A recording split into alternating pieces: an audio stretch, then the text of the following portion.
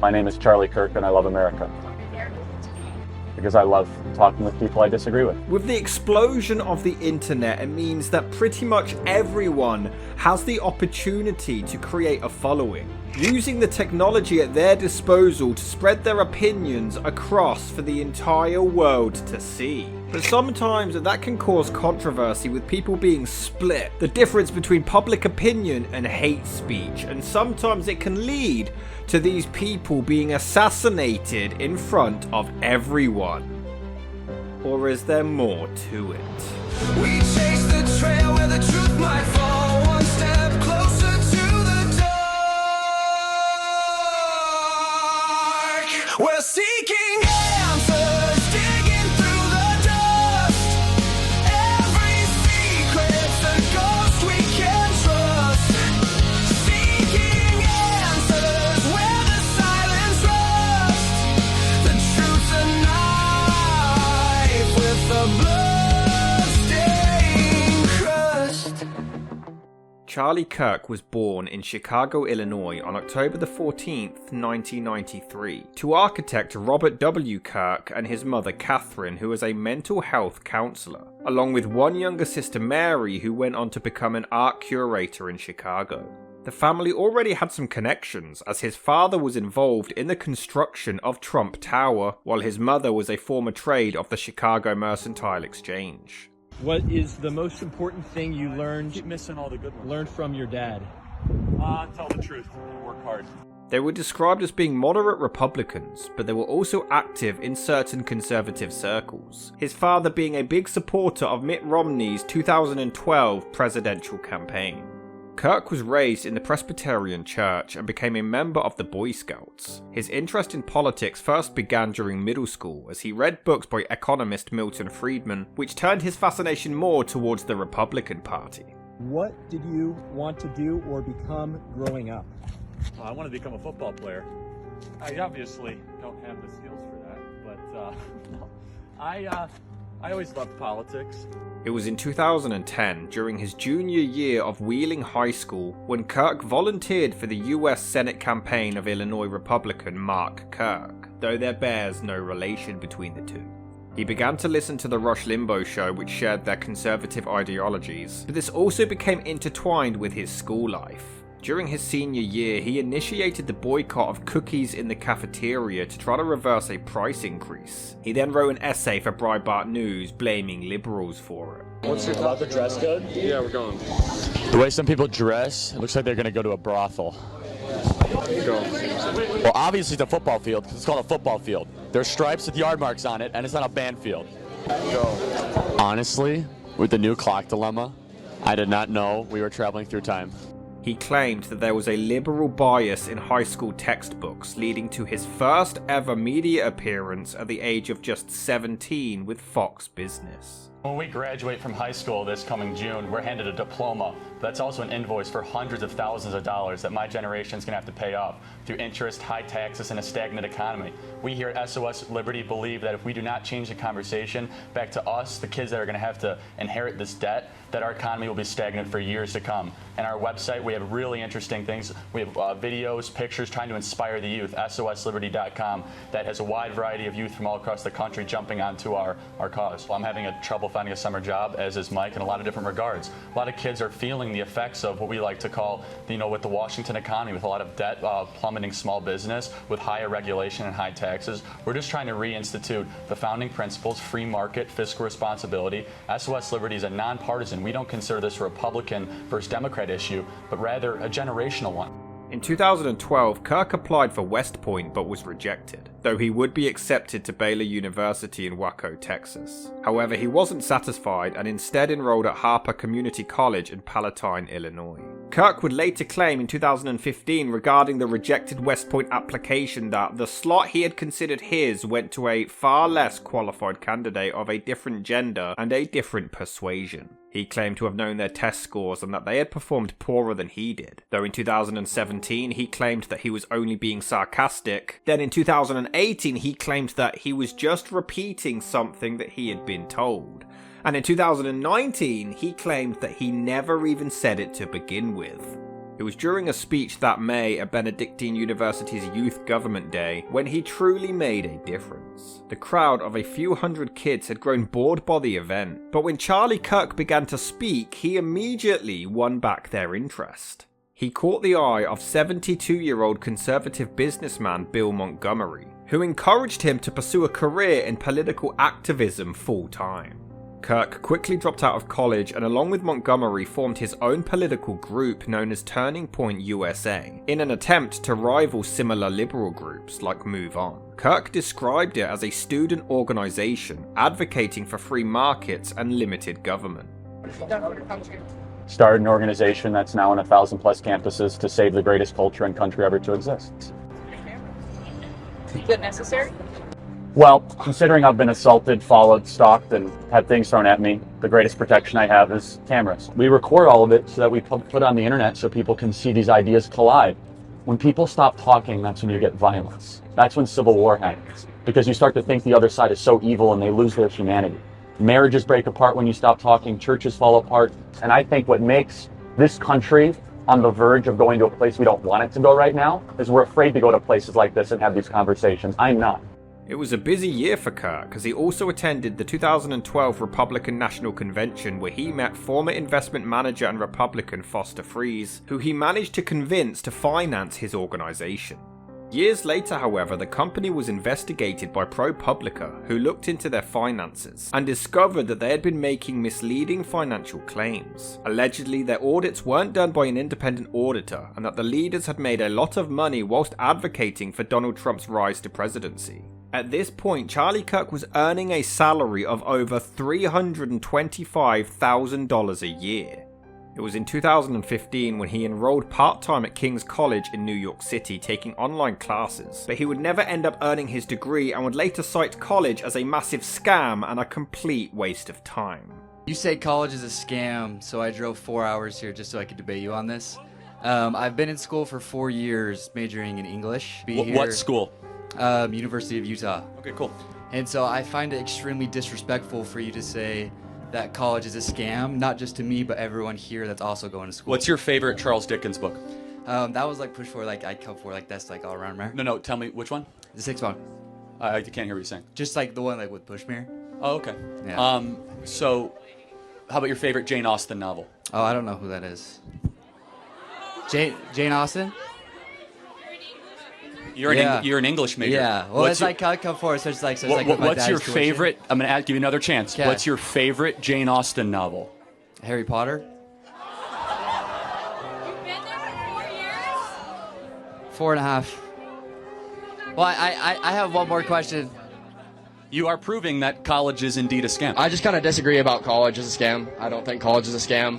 I think, you know, especially when it comes to your degree not exactly being relevant to your career, I think that's kind of a generalization where it's, you know, maybe you're not doing a career that's specifically geared towards what you majored in or your degree, but that doesn't necessarily mean that your degree wasn't useful for you to get to that career path. You know? Okay, yeah, fine. So half of the people in this audience, once you guys go to find jobs, it might be higher at Purdue, but let's just say nationally. Yeah. Because engineering is a legitimately good thing to go study. That's right. the exception. Just so we're clear, that's less than 10% of all college kids are studying something in engineering.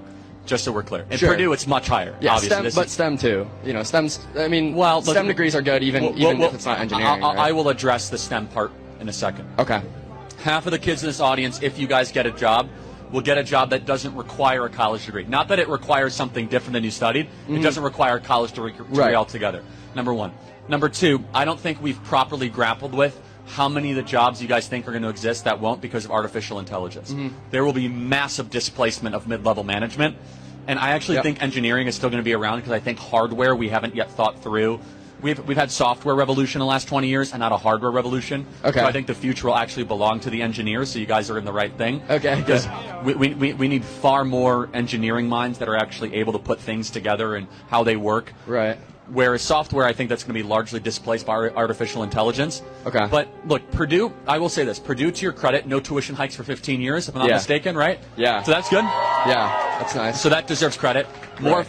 pro-free speech than not. Universities treated us really well here. That's good. But generally, if you're going to go to Purdue or any other school, or IU. Let's pick on IU. Yeah, right? come on. If you go to got me IU now. and you're studying North African lesbian poetry, Yeah, that's not a great use of your time. I would agree. Right, but if you're here studying, as the other gentleman who disagreed, aerospace engineering, like, okay, I can kind of see that. Yeah. So Purdue largely is an exception as an engineering school. By 2016, Donald Trump was running for presidency, and originally Kirk admitted to Wired that he wasn't a big fan of the guy, but admitted that he would vote for him anyway.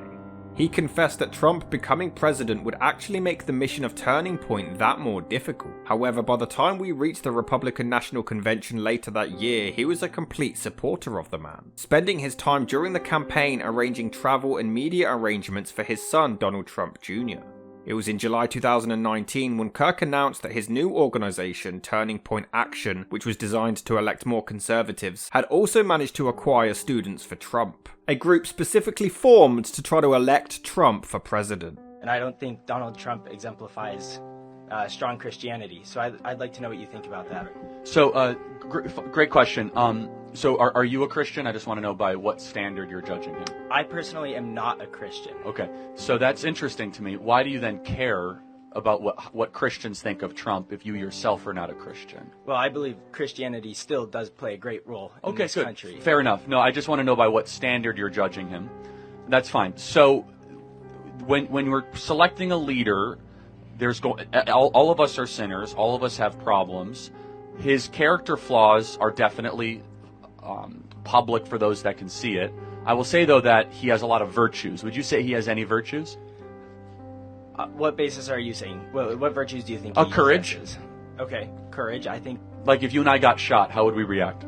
Well, I don't know. I think that we're straying a little bit from the question. No, but it's important, though. So what moral failures in particular do you think are disqualifying from a Christian standpoint for him to serve in office or gain support from Christians? Well, I actually do have some things pulled up, and I did read some scripture in preparation as well.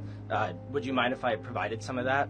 Sure. Give me one or two examples. Yeah. And as long as you're applying the standard consistently, so, for example, King David, Samson, Daniel, Joseph, and many figures in the Bible who are considered to be virtuous and righteous, because we're all sinners, and you know that. Sure. But yeah, absolutely. Please give me some examples. Yeah, well, I'd like to quote a couple pieces of scripture. First from, it says, "Do nothing out of selfish ambition or vain conceit, and to value others above yourself."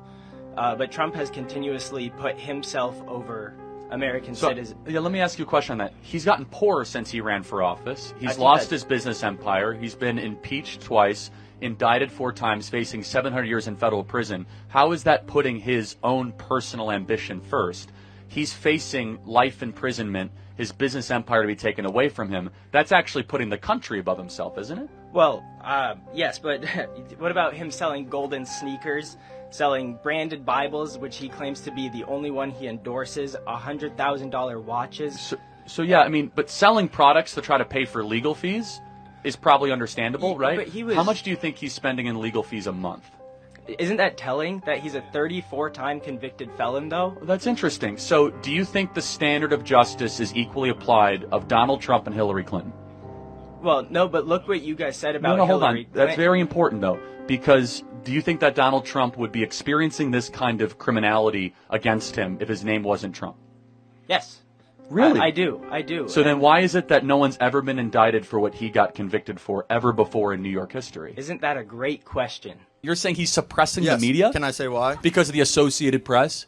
Well, or why? Partially, yes. And because he literally just announced his press conference person. She just announced that they're getting rid of the nonpartisan group that picks the journalists. He's going to pick the journalists. A bunch of bootlickers are going to be in there. That's not free speech. Well, first of all, I don't want to hear from Jim Acosta or Caitlin Collins, and I don't think the American people do either. The point being, though, is that... Sure, and I don't want to hear from a bunch of spray-tan Fox News people. Hold on a second, though. You know, I find it interesting because I'm interested in your psychology. Sure. Like, what do you support? I support upholding the Constitution. I think both sides are morally bankrupt. I think both sides are supported and funded by billionaires who should be taken out of power. You know, and this is both sides. Fair enough. We'll end with this. It's a great and everybody don't be like this guy, because And I wish for you. It's so easy in life to go around saying that everything sucks and everything's awful, when in reality, you have the best government that you've had in 100 years, and a reclamation. Of course, there'll be things you disagree with or you don't like, but it's so easy and so cool to kind of be like, I don't like this, and you're kicking out the press, when in reality, they're getting 99 out of 100 things right, and you have Elon Musk, the world's wealthiest man, sacrificing himself to go solve government. No, it's like, honestly, though, the attitude itself, I support the Constitution. I don't like Trump. It's like, it's being cool by half. Why can't both be true? But no, but I'm just saying though, it's just, it's in a general attitude, and I get it. It makes you feel morally sanctimonious and all that stuff. But in reality and in practicality, this is a government that none of us have earned or deserved or expected, that is doing amazing things for us on a daily basis. And so I hope you'll come around to that, and everybody in this audience is going to be better because of it. I think if this government wants to respect the people, wants to not cut federal funding, and wants to overall improve we this country, should cut federal funding. Of course we should. Okay. That's what we got elected on. Do you think there should be a child tax credit? Yes, pre-K? that's not federal funding. That's. Do you think that there should be free school lunch for all children? No. Why? Of course not. Because parents should feed their kids, not the government. What if they can't? Go get a job. A child? The parents should go get the job. Yeah. This is important. I don't believe they have jobs and they can't support their children there because the minimum wage is so low. No, you are a Dem, dude. Don't give me this stuff. First of all, this is really. I want children to eat. Of course I do. Show me a single child in America going hungry. Doesn't exist. Number two, we have churches, we have food shelters, we have billions, and it does not exist. We have a child obesity problem, not a child starvation problem in this country. That 50% of our kids are obese or overweight. There's not a single kid in America that has died of starvation in the last 10 years. Show me that kid. Show me. This is a propaganda thing from the Democrat Party. Our kids are so overweight, they have type 2 diabetes by the age of 8. So the number one problem for kids right now is that they're not moving enough and they're eating too much, not that there's child starvation. Instead, let's get back to a time where we say, hey, parents feed your kids, churches feed your kids, communities feed your kids, not big daddy government coming in and doing what the family... Trump coin, how do you feel about that? Nah. Yeah, so you have no issue with him pushing a cryptocurrency rug pull that scammed a lot of his supporters. Because a lot of the people who benefited from that were like people who were really into the crypto scene who took advantage of it. I know a lot of people that made money on it too, so I just kind of right, so you don't have any issue with it. It's just, whatever happens, right? So that's a big crazy to me. I mean, the dude was shot. Let him sell a coin. But it's a scam, right? I mean, it's fraud. I mean, I know a lot of people that made money on it. Right, I know a lot of people lost money too, right? It's investing, but yeah, that's trading. So yeah, but should the president be promoting that? A trading game? Well, first of all, he wasn't yet the president when he promoted it. He was about to be, though, right? He was elected. He was president-elect. One thing that we don't talk about often, especially as Republicans, and again, I'm a moderate. Sometimes this past election, I was Republican, but we don't talk about social mobility a lot. We don't talk about like the debt to GDP ratio. Trump, his tax cuts and jobs plan, man. It's really like it's not decreasing our deficit at all, and we're at the highest rates we've ever been at since World War II. We're literally going to surpass, 100% debt to GDP ratio, and there's no plan. At least under the Obama plan, we were going to raise like $650 billion over the next 10 years, which I know isn't enough, but I mean, come on, we've got to do something about that. My question to you is aimed at Trump's pro-life perspective on the abortion issue, and that is, why do you believe in pro-life policies and like the pro-life movement, but only up until the point of birth? Why does pro-life not continue to extend past birth into the child's life, and supporting free school lunches and extended maternal leave, and adding the SNAP benefits to help reduce the number of children in poverty? And why do you support pro-life only until the child is born? Everything we support is pro-life. That's why we want more police on the streets so that crime goes down. We also want a border to make sure that when that kid grows up, they're actually part of a country. We want tax cuts so that those families can actually feed their kids. To those elements, though, I think there's something disturbing when we look to the government to feed our kids. Now, in necessary in times that, to feed kids, we should step in. But is government really the first step to try to make sure a kid has a meal? But is that not, and just so we are about verbatim quotes from those, from that Bible and Jesus that you're always talking about? Yes, well, hold on. Feed the hungry and clothe the poor and support everybody. That's a third and fourth important point. Yeah. That's where I believe Christian charities and churches should step up and feed and to clothe and to be a helping hand, not government. In fact, we used to be a country that we had a lot more private charities going and helping people in need. In fact, I would make a contention, if the government cut all of its social welfare, every church would step up to make sure that no kid went hungry in this country and that no kid would die of starvation. We are a very generous people. And what we have found in Europe, when the government grows to such an extent, private charity basically goes under. Also, I do want to make sure it's clear. Child starvation is not an issue in this country. 5 to 10% of kids experience what they call food insecurity. That's like a very opaque term. But 50% of our children are obese or overweight. Yeah. We do not have a child starvation issue. We have a child obesity problem. We're feeding our kids too much of the bad food, not too little of, food that they need. Yeah. Finally, so those two issues do go hand in hand, because lower income families are not able to afford. See, that's actually not true. Higher nutrition, or the more nutritious, healthier foods that they make a conscious choice to buy bad stuff. Study after study shows that bad stuff is cheaper, and they can get more food that way. They can't afford to eat fancy, local, organic Caesar salads from Whole Foods. By November 2019, Kirk and Jerry Falwell Jr. co-founded the Falkirk Center for Faith and Liberty, which then spent at least $50,000 just on Facebook advertisements alone to promote Trump and other Republican candidates. However, students for the center did raise objections as the organization came across as increasingly aggressive, which seemed to go against the entire point of the university to begin with.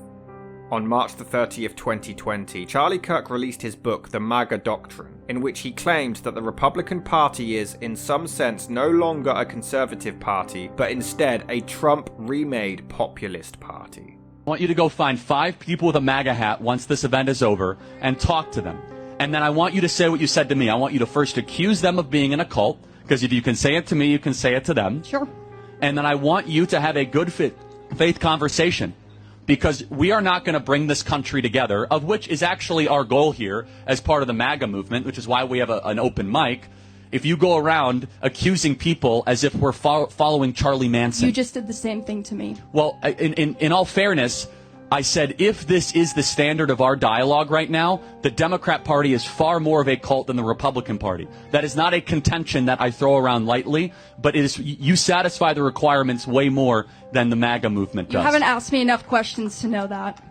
Well, that has nothing to do with what I've said. Yes, it does. I mean, you haven't asked me if I would blindly follow some leader of the Democratic Party, which is no, I would only follow if I do the in-depth research of an unbiased source to get my information, and then I base my opinion off of that. And I grew up in a conservative household, and once I left my parents and their beliefs, and I moved to college in a very conservative state, I actually become more progressive. Okay, and so how is your relationship with your parents? I mean, it's fine. We don't agree on most things, but... Wait, so they didn't kick you out for having a different opinion? They're terrible cult members.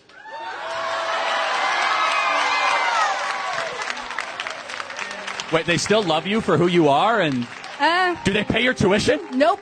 Okay, I pay my own tuition. I pay everything on my own. Well, good. Then they're even better parents. They make you pay for your own stuff. The point, so you can't even point to your own family as being part of a cult. They still love you. They still talk to you. I would go as far as to say, and if they're watching this, I do believe that my parents are in a cult. But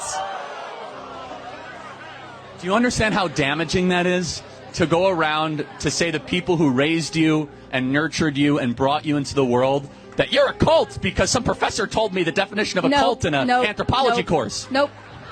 You're wrong.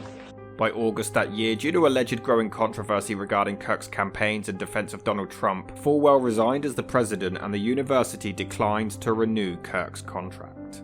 Undeterred, that October he launched The Charlie Kirk Show, a daily 3-hour radio talk show, and it quickly became one of the most popular podcasts online, receiving hundreds of thousands of downloads every single day.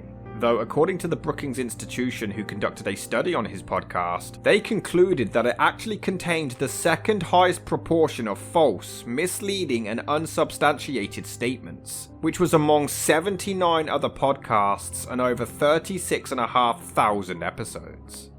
Kirk spent years visiting college campuses, debating students, and trying to convince them to join the right-wing side of politics. And this is where his popularity and fame completely exploded.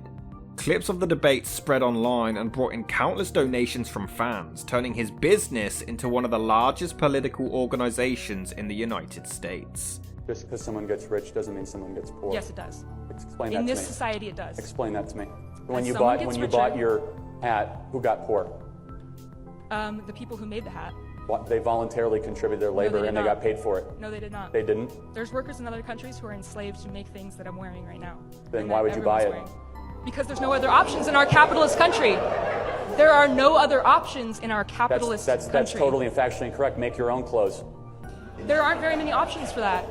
Well, so what you're trying to say is you outsource your goods and services in a capital voluntary because you don't think want to it's okay spend the for time to people go to be make your own enslaved? clothes. Do you think No, what it's I'm trying to okay say for is you're people to making be the enslaved to buy your argument for clothes? you. I don't make my own clothes because I'm happy No, that someone I in said buy your Southeast own Asia clothes. gets a job so that I don't have to go make my own And then clothes. they I'm burn actually alive really in happy about factories? that. That's Restate your real question. nice. Restate the And then they question. burn alive in factories for making your clothes? I'm really happy that Southeast Asia is experiencing economic renaissance so I don't have to go make my own clothes. In fact, some of these clothes are So made they in burn Italy alive in because they're factories. quite So expensive. you're happy that people burn alive in factories so you can buy your clothes for cheaper? I think that's a wonderful thing. Okay, you're happy that people burn alive in factories. Thank you for your feeling-induced emotional argument, and henceforth, we prove it again. All right, one last thing. Anyone want this hat? Take that get off my campus. No, I'll be here for another hour and a half.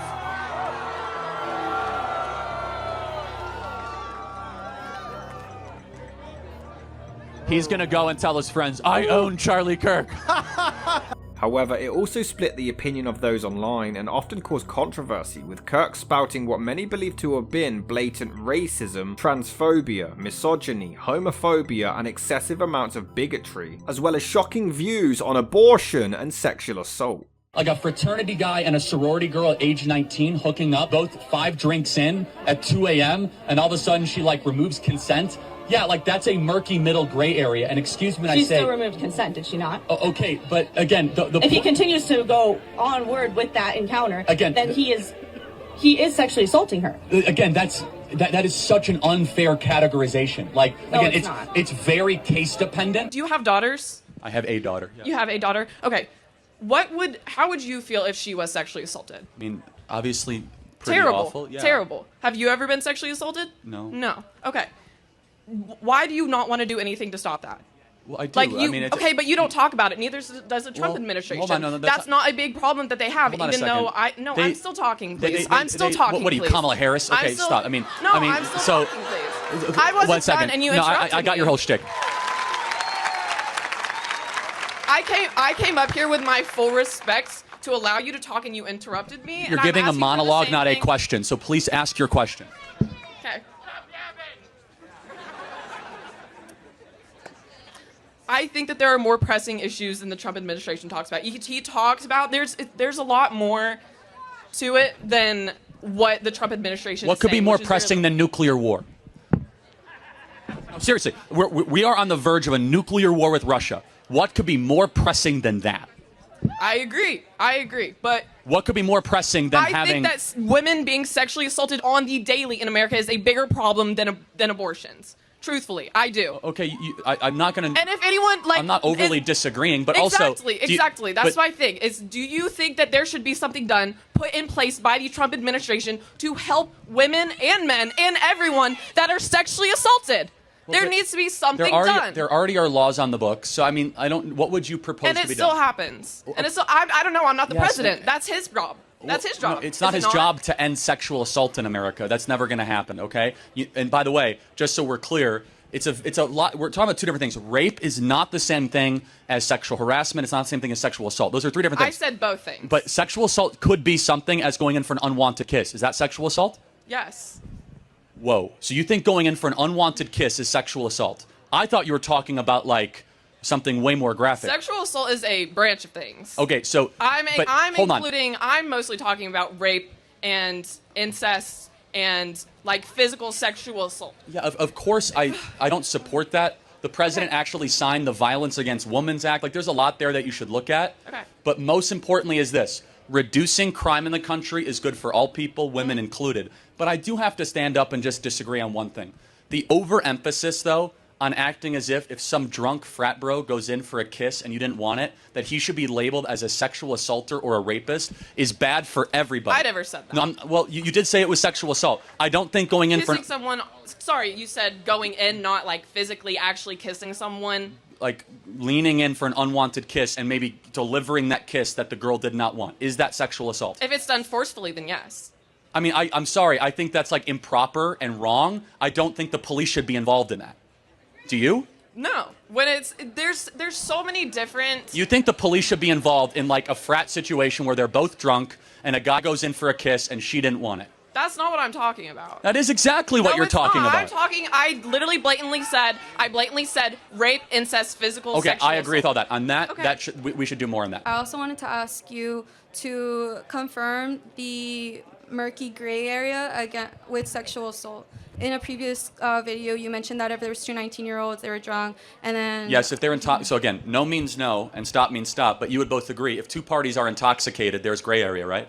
No, I don't. Actually, yes, the law says that consent cannot be given or withdrawn if both parties or either party is intoxicated. That's the law. The law here in California is that if one party is intoxicated, it is rape by either the woman or the man. That's gray area.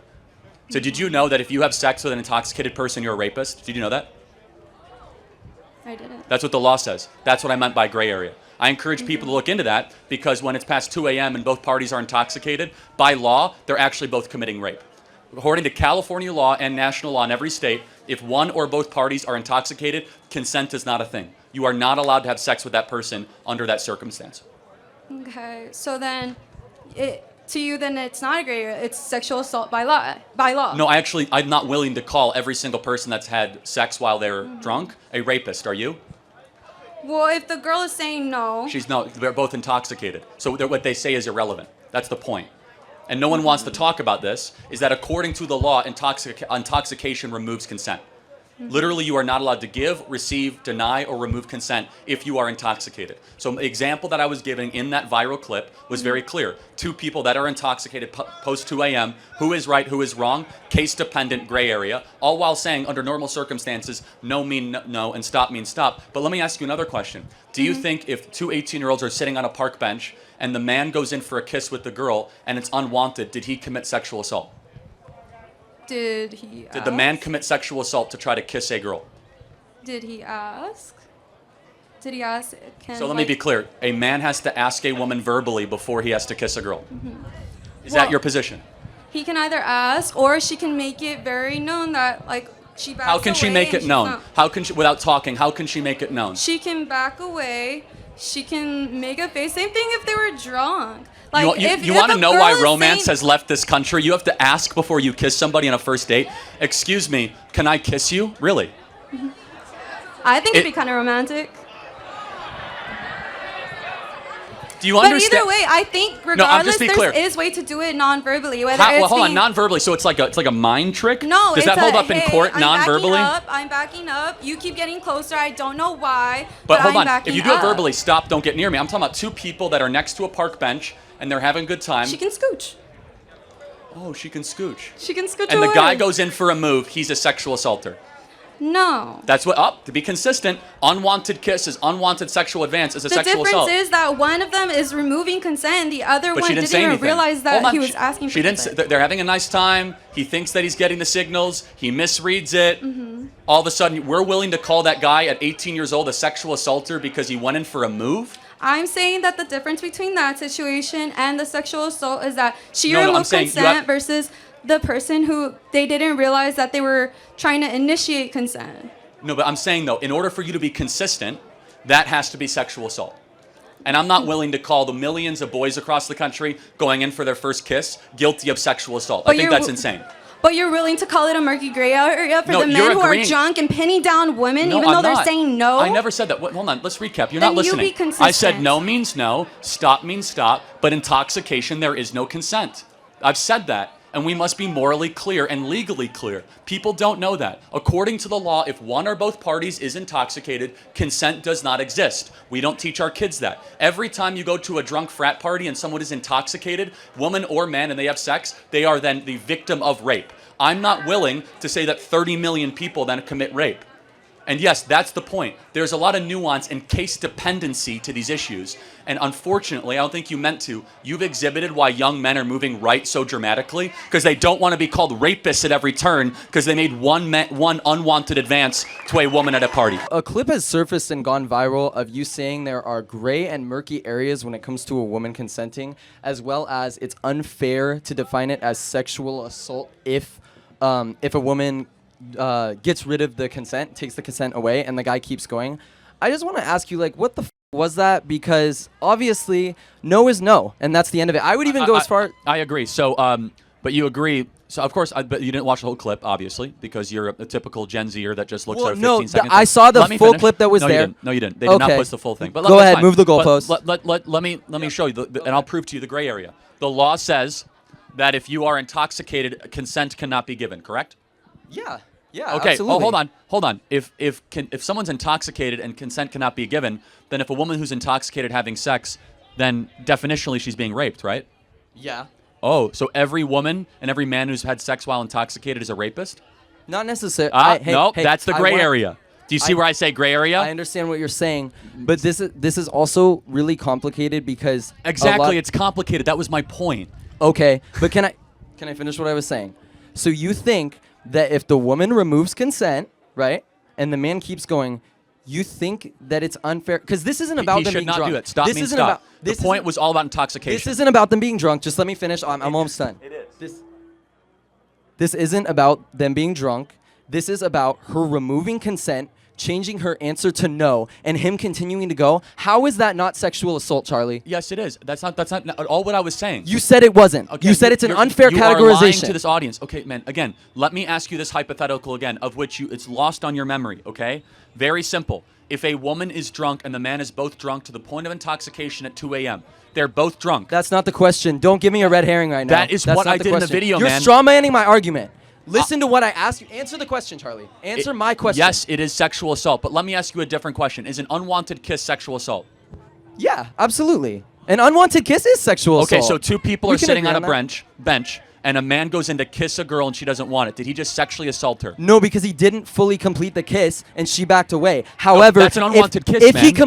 if he completes the kiss, it is sexual assault. Yes. And by the way, this point right here is why men are so afraid to date women and why men are staying away because they're like, I'll be called a sexual assaulter if I go in for an unwanted that's just a coping excuse for guys who can't get girls. Well, it is. Guys can't get girls and they complain about girls withdrawing consent because they cannot get any women to look their way. Honestly, I think it's so dangerous and wrong to say that an unwanted kiss is sexual assault. It is sexual assault. How can you sit here and tell me that if a man kisses a woman and she doesn't want it and he goes through with that kiss that it's not sexual assault? Let me ask you, hold on. Let me be clear. If they're on a date, does a man need to ask permission before he kisses somebody? Listen. No, I want you to think about how insane that is. So it's a first date, and they're sitting on a bench. There are signals, Charlie. Have you ever been around a woman? Well, okay. Yeah, I'm married with 2 kids. Oh, yeah, are you married? I've got a girlfriend here, and I love her very much. Are you married?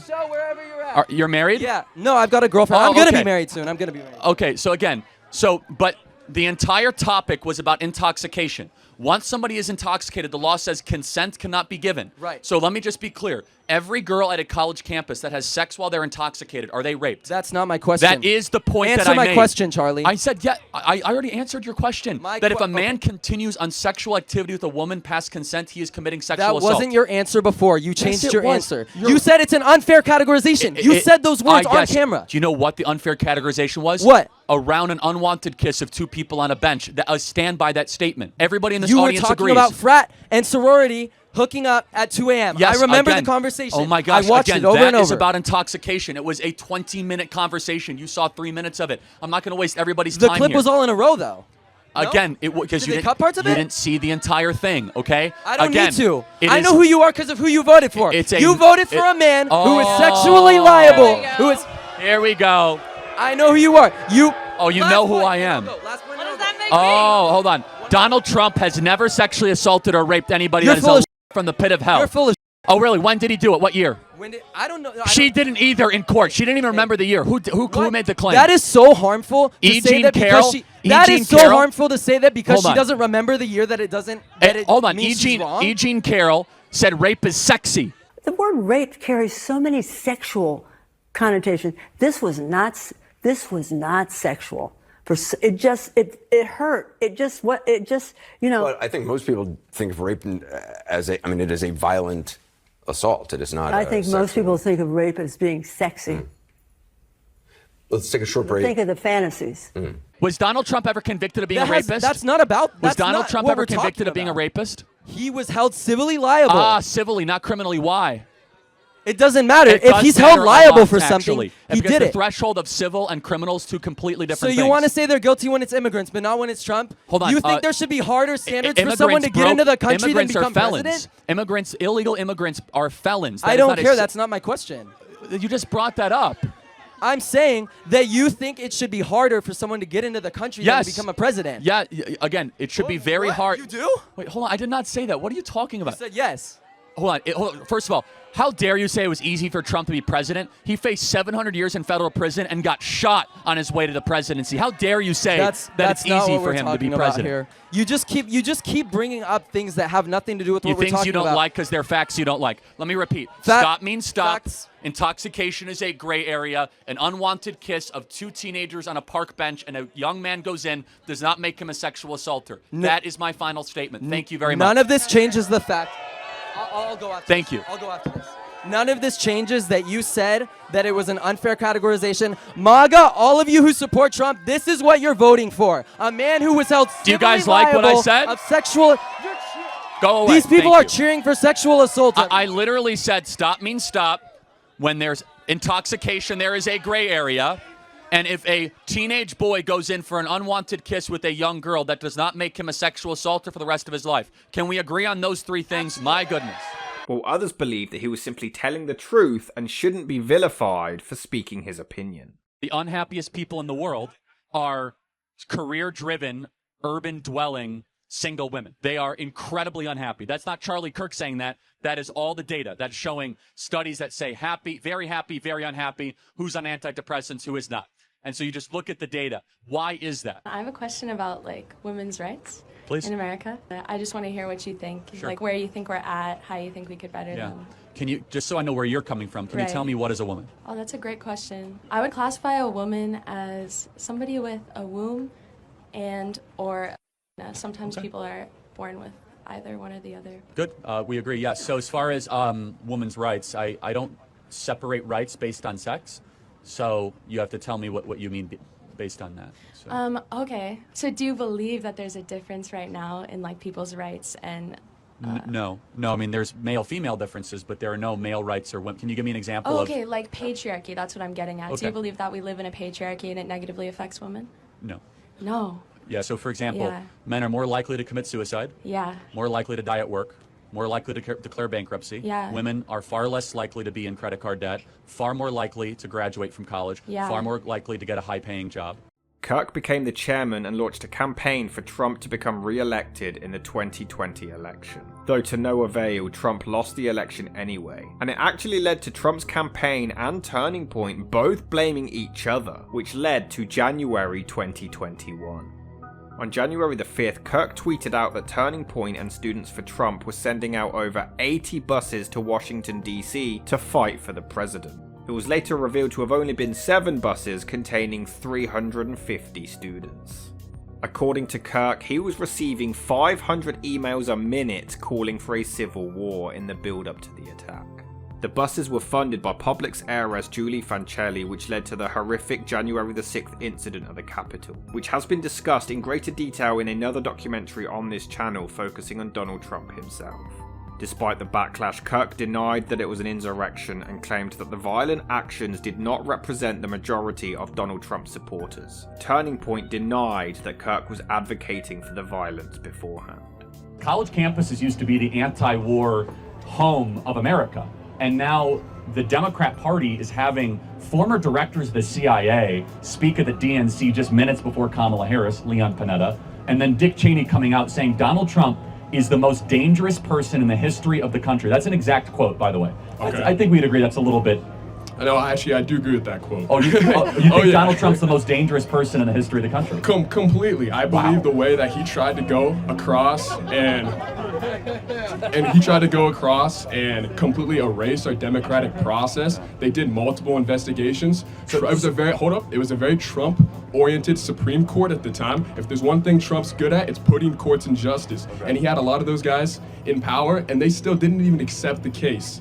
Mike Pence, luckily, Trump almost did it. He almost overturned the election for his favor. But that was that's completely undemocratic and the most un-American thing I've seen in my lifetime. Okay, in the spirit of not like engaging in hyperbole, so you think Trump is a greater threat to the country than like Timothy McVeigh, who did the Oklahoma City bombing? No. I mean, okay. I just want to make sure that you're not. Let me rephrase. I'm trying to give you a chance to rephrase that. To rephrase that, I'm gonna say politician, person in power. Timothy McVeigh didn't do the Oklahoma City. Someone said, okay, politicians in power. So more so than Jefferson Davis, who led the Confederacy. Modern politicians in power. Modern people alive. Fair enough. You can keep trying to divert it, but I'm talking about right now. Okay, we're closing the window a little bit, but that's okay. I'm glad that we are. So more so than George W. Bush, who launched 2 illegal wars and killed thousands of Americans and millions of Iraqis. Well, I just want to be clear. The moral personal standard, effect, the Constitution, in my eyes, almost got completely overturned. By Trump. Okay, so I just want to make sure that we're dealing in the same democratic process. Okay. Yeah, we are dealing in the same planet. I was there. I saw all that happen. You were there on January 6th? Wow, I was watching it on TV. Okay. No, but I just want to be clear. Good diversion. I just want to be clear, though. You did ask about Dick Cheney, which I think is interesting. We go back to Dick Cheney. But no, with Donald Trump, it's fine. So how did he overturn or try to overturn the U.S. Constitution? He did not win the election. And he claimed that he did, and he did everything in his power to stay in power. Are you allowed to challenge results of an election? Absolutely. That's what he did. Completely recounts of an election. That is a lawful challenge. They did that. He still, to this day, up until actually a few weeks ago, claimed that he should be president. Right. So he also went up to the Capitol building. Hold on. Whoa. First of all, he didn't go to the Capitol building. No, he didn't. You're right. But if Mike Pence, you're right. I'm saying his supporters. You're right. Mike Pence, which he told to go peacefully and patriotically go to the Capitol building. They did not. Well, some did actually. Most did not. I did not see that. Not most did. You know, there's only about 40 or 50 violent people out of 3,000 people on the day of January 6th. By the way, that's not what I saw. Who died on January 6th? Trump supporter. Yeah, only person who died was Ashley Babbitt, killed by Nancy Pelosi's bodyguard. A Trump supporter was murdered. Trump supporters didn't kill anyone. They were not. We'll have you in a second. But they were making threats, and they're charging the Capitol building. No, I'm not defending the violence. Okay, yeah. But I want to be clear. What you think is the greatest threat to democracy of your lifetime is like 40 or 50 guys live action role playing as militia members. Yeah. One that dressed like Chewbacca going on the Senate floor, thinking they're going to take over the U.S. government. Whoa. Meanwhile, you have a George W. Bush. Downplay just that. Be clear, though. Somebody died. You just mentioned somebody died in that. It clearly got big enough to where somebody was killed. What? Okay. Yes. And also, I saw the videos. They're breaking windows. They're destroying the SWAT. A bodyguard murdered a woman unnecessarily. And yes, I'm not. She said, "Do not cross this door," and she got shot. Wow, you think that's okay? I hate to see that. Okay, I appreciate the honesty. I never. Because she was an unarmed American veteran who was protesting something you disagree with, got a little ahead of herself, and she got the death penalty. But they did make a strict order, and that was also our Capitol building. Fair enough, but the police officers there too it's also were constantly getting pushed back. Too, just absolutely, to be clear. absolutely. So you shouldn't get the death penalty for I like that you're being protesting clear. Absolutely. But I just want to make sure, just so we're morally consistent. George W. Bush, who put thousands of American lives and died because of the Iraq-Afghanistan war, or Donald Trump, who 40 of his supporters went and broke some windows, and based off the threat to democracy, Donald Trump way worse. Way worse. What is democracy? Our democratic process to elect a president. That is what I consider. So, involving of which is to challenge election results? Challenge election results, and then ultimately conceding an election when the investigations and the recounts have been done. Well, they were actually ongoing. There were many cases that were continuing for the month of December. But to be clear, because you have to be consistent, Hillary Clinton still has not conceded she lost to Donald Trump. Is she also a threat to democracy? No. Hillary Clinton showed up to Donald Trump's inauguration. Hold on a second. Concede. That is she has never conceded. She said it was because of the Russians, and he was an illegitimate president. Now, no, the Russians did not influence the votes directly, but they were pumping in lots of false information to try to influence the election. Man, you are so programmed by the Democrats. It's amazing. It's like, please try to have an independent thought somewhere. No, but I just want to be, just to be morally clear, that Donald Trump, on what he did on January 6th and what some of his supporters did breaking... I thought you're supposed to be objective. You're not supposed to get personal and try to attack people up here. I'm asking you to have a free, independent thought. That's what I'm doing. Okay, you're not. But just your standard is Donald Trump, the worst person ever. That's fine. Do you think he was a good president?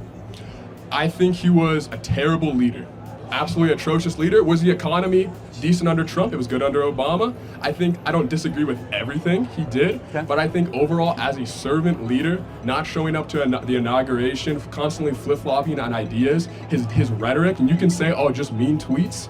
As a leader, you're responsible for that. That stuff trickles down to the American people and ultimately can have really adverse effects. So let's just do a hypothetical. You have someone who you consider to be a bad leader, but the country was in a better place, or someone who pretends to be a good leader and the country's going to hell. Which decision would you make? I'd pick a good leader. And the country going to hell? Not pretends. A good leader. Do you think that would be Kamala Harris? Under a good leader, the country's not going to hell. Well, but okay, so let's say, do you think Kamala Harris is that good leader? I think Kamala Harris is better than Donald Trump. I personally do think that Trump, has done a lot to really ruin the Constitution. I think when you look at January 6th, yes, January 6th. This is such an October question, bro. I know, but then answer it. But answer what? I mean, why is the Constitution suddenly flimsy when it comes to things that are currently happening? But it's not flimsy when it comes to... That was 5 years ago. And here's my best argument is the American... So it doesn't matter. Well, hold on. The American people were presented with this and they didn't believe the media's premise. So you tell me how Donald Trump was against the Constitution. What? By trying to overthrow it on January 6th. Okay, he didn't. Oh, he didn't. Yeah, he didn't. You know what he did do? He did win in November because you guys couldn't stop talking about that for the last 4 years, okay? Hold up. Because all you guys did is you lied, you kept the border wide open, you guys sent money to Ukraine unnecessarily. We had hyperinflation, and all you guys did was lie endlessly about January 6th, which of course was 99% of people that peacefully went into the Capitol to go pray and go look at the people's house. There were only 15 people that actually committed violent actions against police officers. And so we look at all this together, you're like, oh, he's against the Constitution. Wait a second, you know who's against the Constitution? The Democrat Party that tried to kick him off the ballot. The Democrat Party that tried to say, you're not allowed on a ballot. You know that there were 5 Democrat states, Maine, Colorado, and California being 3 of them, that said, you're not allowed to be on the ballot, Donald Trump, because you're an insurrectionist. That's a threat to democracy and to the Constitution. It's a threat to our democratic norms. And so I'm not going to relitigate this too much because, honestly, I don't have to. Charlie wants to save America with words, persuasion, courage, and common sense. The left is desperate to conjure up some Christian bogeyman that simply doesn't exist. We're telling churches either get involved and have a say in the direction of your country, or you'll leave a void that someone else who doesn't share your values will fill. Some of the nations, actually many of the nation's leading economists have endorsed Kamala Harris for presidency because they say that Trump will ruin the economy. Then why didn't he ruin it the first time? He did. Trump ruined the economy? Again, it's reactionary forces. What Trump did is he handled... So let me just ask one final thing. What is Kamala Harris's greatest accomplishment? Kamala Harris's greatest accomplishment? I think it depends on who you ask, but I would say... You. Yeah, I would say it was cutting child poverty in half. She did that? The Biden administration, her and Biden did that, yes. And that was... How did she do that? So, the child tax credit... Basically, from COVID. Oh, you mean the one from the Trump tax cut? It's not from the Trump tax cut. Yeah, it is actually. No. Donald Trump expanded the child tax cut credit in 2017. Final question. Do you think that Kamala Harris would do a better job the next 4 years than Donald Trump? If so, why? To make the case, I'm curious. Okay, so I would agree that Harris would do a much better job than Trump for a variety of reasons. Again, if you look at our current track record, we're coming out of the COVID and the Trump policy. We have the most amount of jobs. We have the highest paying stock market. We have child poverty that's cut in half. Yeah, it's actually from the tax cut from December of 2017. The one that Kamala Harris is running against is the one that you're touting right now. No, it's not the case at all, Charlie. You can lie, but... No, I mean, you're just totally wrong. I encourage everyone to look up the child tax credit right now on your phones. Yeah, the child tax credit was part of the And look Trump on what tax bill cut. it was passed. Look what year it was passed. It was during the...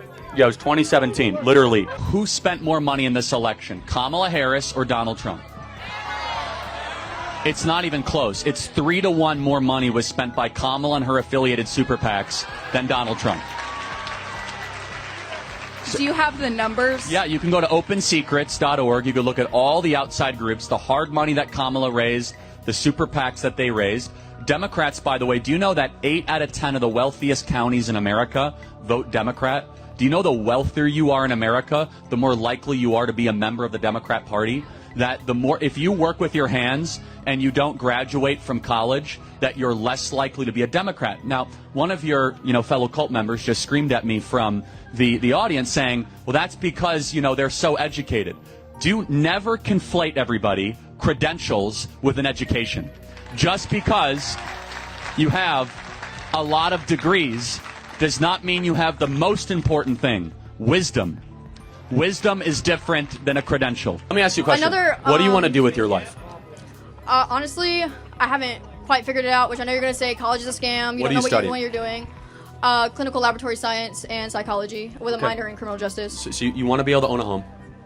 Of course. Yeah, I mean, under Kamala, it requires $135,000 a year to own a home. Under Trump, it was $75,000 a year. Interesting. I kind of just don't. You care about ending war? Yeah, war's bad. Did he actually end war? Yeah, it was the first president in 32 years for no new wars for 4 years. Interesting. New war under Obama, new war under Bush, new war under Clinton, new war under Biden. No new wars under Donald Trump 4 years. Right. Tell us why you're supporting Kamala Harris. I just like her character more than I like Trump. I don't like it. No. Guys, give Miles an opportunity to uninterrupted to tell me, because it's fascinating. I didn't know her character was something worth.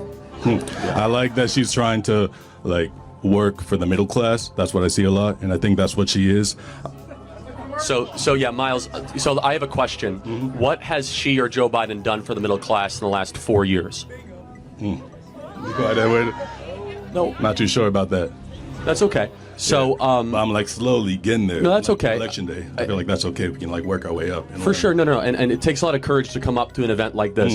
So let me tell you where we're coming from, and then maybe I can convince you to trade out that hat for a MAGA hat. Just maybe, okay? That's a long shot. We'll see. So Kamala Harris is part of a tradition of career politicians that run very persuasive, sexy political advertisements that are nowhere in alignment with what they've actually done. So let's look at the issues we care about most. I imagine, Miles, you want to be able to own a home. Yeah, at some time. That's my main goal. I want to own awesome a home. And good. Honestly, Miles, everybody in this audience should be able to own a home as easily as your parents were. But right now, especially here in Phoenix, it's so out of grasp. When Trump was president, the average mortgage rate in Phoenix, Arizona, mortgage payment was $700 a month. Now it's $2,000 a month here in the city of Phoenix. Said differently, it required $75,000 a year to buy a home in Phoenix when Trump was president. Now it's $135,000 a year to buy a home. You might say, well, Charlie, how is that Biden and Kamala Harris's fault?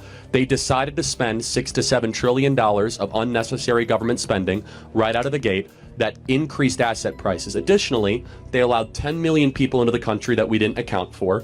That also increases the demand for housing, especially here in this state. So we really care about the ability for you to be able to own the home. And if Kamala Harris is going to do it, she would have done it these last 4 years. Secondly, we care about ending the wars. I bet you're pretty interested in that. War is not... no? Maybe? No. Yeah. Okay, cool. Let's end the wars. Yeah. So Kamala Harris has demonstrated and surrounded herself with people that are aggressively in favor of the Russian-Ukrainian war, and the same people that designed the failed wars of Iraq, Afghanistan, Syria, and Libya. For example, Liz Cheney, Dick Cheney, Leon Panetta, John Bolton. Donald Trump is the only president of an unbroken chain of 32 years to start no new wars and actually bring peace to the Middle East. We did not have any new wars under Donald Trump. And finally, I mentioned this briefly, the border. I believe that everyone in this audience should be given preference above somebody who illegally comes into our country that was not welcome or invited. In 2021, Kirk and Pentecostal pastor Rob McCoy founded Turning Point Faith, an organization which encouraged pastors and other church leaders to be active in local and political issues, promising to address America's crumbling religious foundation by engaging thousands of pastors nationwide to breathe renewed civic engagement into our churches.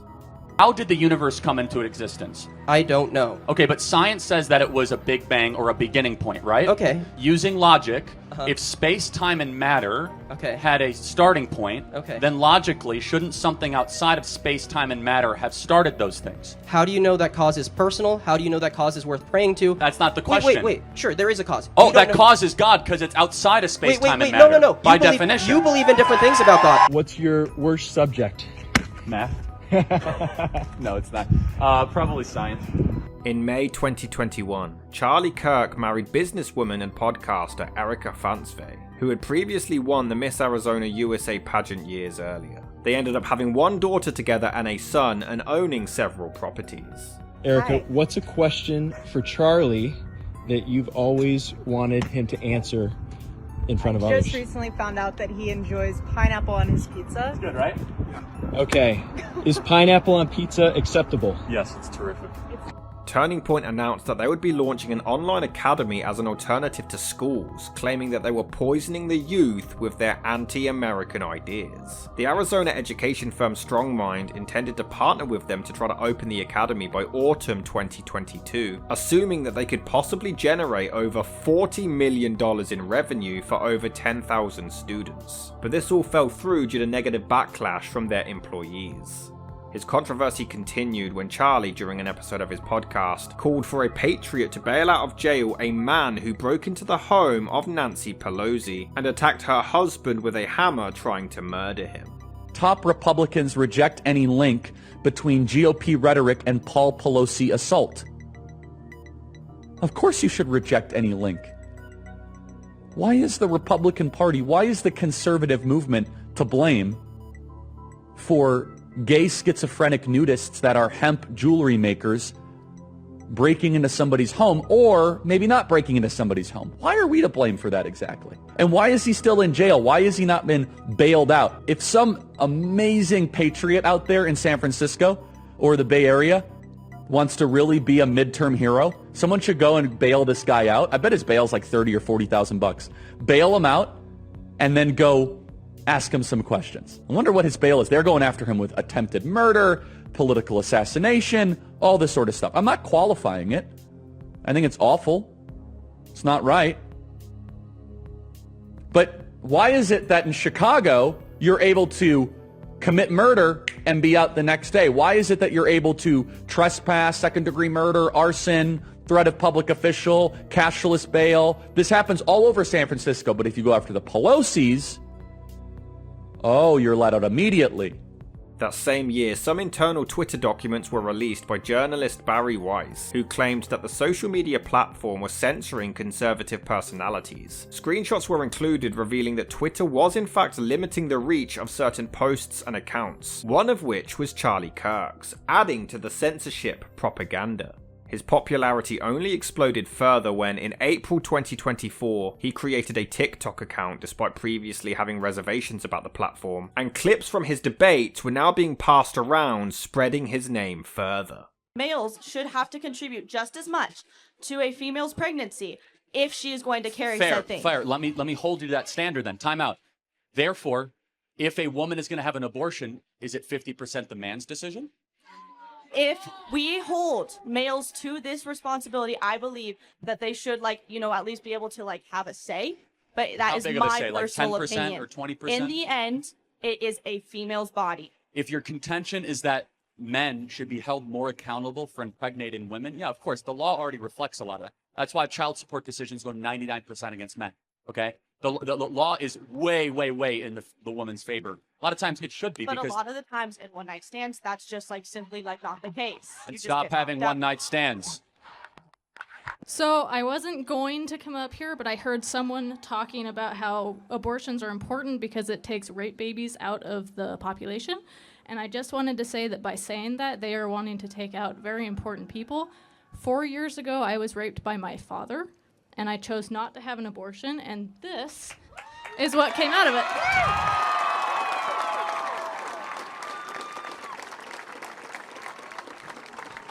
I'm very sorry that happened to you. That is incest and rape. And tell us your little one's name. This is Jonah. And Jonah's a miracle from God. He is. But it was a terrible thing that happened to you. What is your message to people that say babies conceived in rape are not human beings? They are absolutely human beings. They are made individually by God, and they can do some very important things. I believe that he'll grow up and he'll help people, and based on all of our experiences, we can try and keep them from doing the same thing that their parents did. Praise God. Jonah is alive because of your courage. And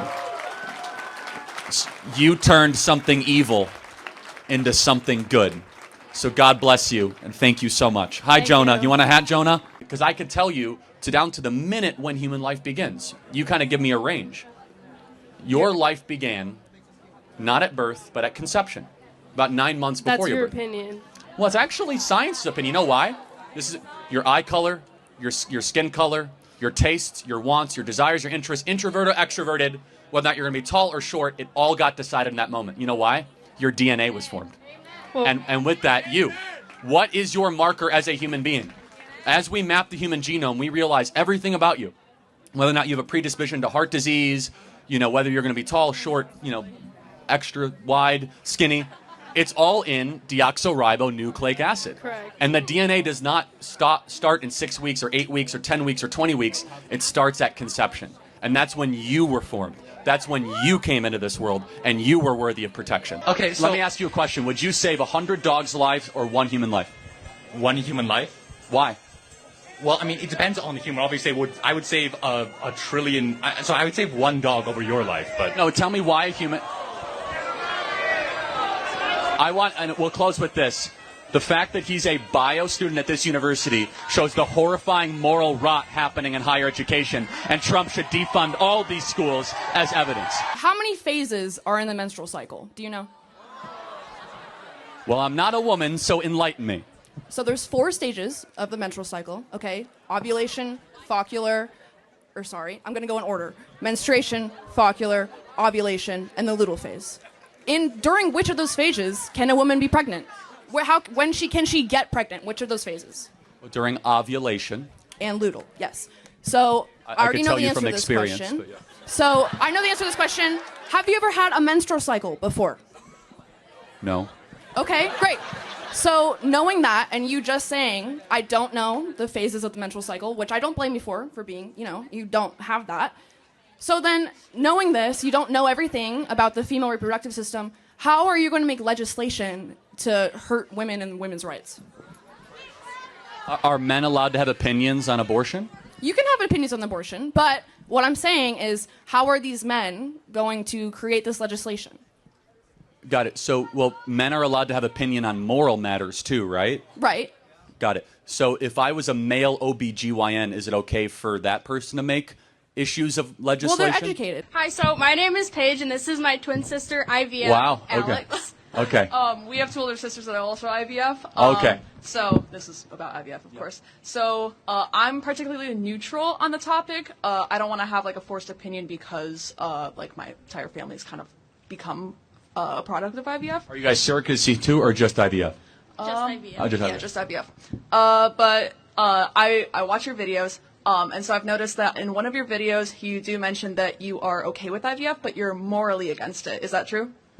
Yeah, it's a little bit deeper than that, but I have a lot of problems with IVF, albeit while acknowledging the fruit. I'm glad you're both alive. Thank you. And so that must be celebrated. So it's I'll explain the difficulty, but please continue.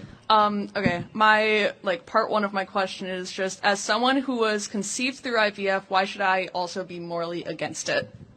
Good question. Okay, so as a pro-lifer, first and foremost, we have to have an issue with the discarded fertilized eggs that happened during IVF. That's why you guys are twins. Yep. Is because during your creation process, if I can be provocatively blunt, you lost a lot of your siblings. Yes. Right? Am I correct in saying that? So for our older sisters, they had 6 embryos in their batch. 2 came out, of course, but for us, there were 3, and then 2 came out. Yeah, and so that's my first problem, is that it definitionally is saying, like, we're going to discard life to get to life. Yeah. I have a problem with that. So I do agree, but in a certain way, so in a certain way, those embryos, like, say they weren't going to become anyways, but at least we were trying because they were going to be raised in a house where we are pro-life and we really wanted to be able to have kids and cherish that. But by taking that loss, they were able to have at least us out of the 3. At least they could have the 1. So it's kind of, I don't know where I'm going with that. I understand what you're saying. So there's a pro-life way to do IVF, which is only implant the eggs of which the children that you actually want to raise. And so, by the way, you have a lower likelihood of working because in your case, it would be maybe 2 or 3. For example, the way that the IVF doctor will sell it is like, look, here's 6 embryos. You'll be lucky if 1 or 2 implant to the uterine wall. Let's see what happens. Now, in certain cases, 4 implant to the uterine wall and you get quadruplets, right? Yeah. Right. Which is what happens. I find that to be a little bit creepy, to be honest, that a doctor can kind of call shots on what life is going to live and not live. If I were to get pregnant right now, I would not be able to give birth to that child and give it the life it deserves. God, because how did you get pregnant? How did you... Accidents still happen, guys. Like, okay, you can be on birth control. Hold on. You can still... This is an important point, guys. But wait a second. But then shouldn't you take responsibility for Absolutely. your orgasms? No. So let me be clear, that you want to have all the fun, but none of the responsibility. No, that's not what I'm saying. I'm saying accidents still happen. No, of course, and you know what happens when accidents involve other human beings? You don't terminate them. You don't get to eliminate another human being because of an accident. That's not a moral code we live by. When did your life become worthy of protection? When I became actually conscious and able to speak. So, like, able to speak, so like 2 years old. I think I was a bit earlier than that, yeah. No, babies usually don't speak till about year and a half. So if I you at 6 months, that's okay? Yes.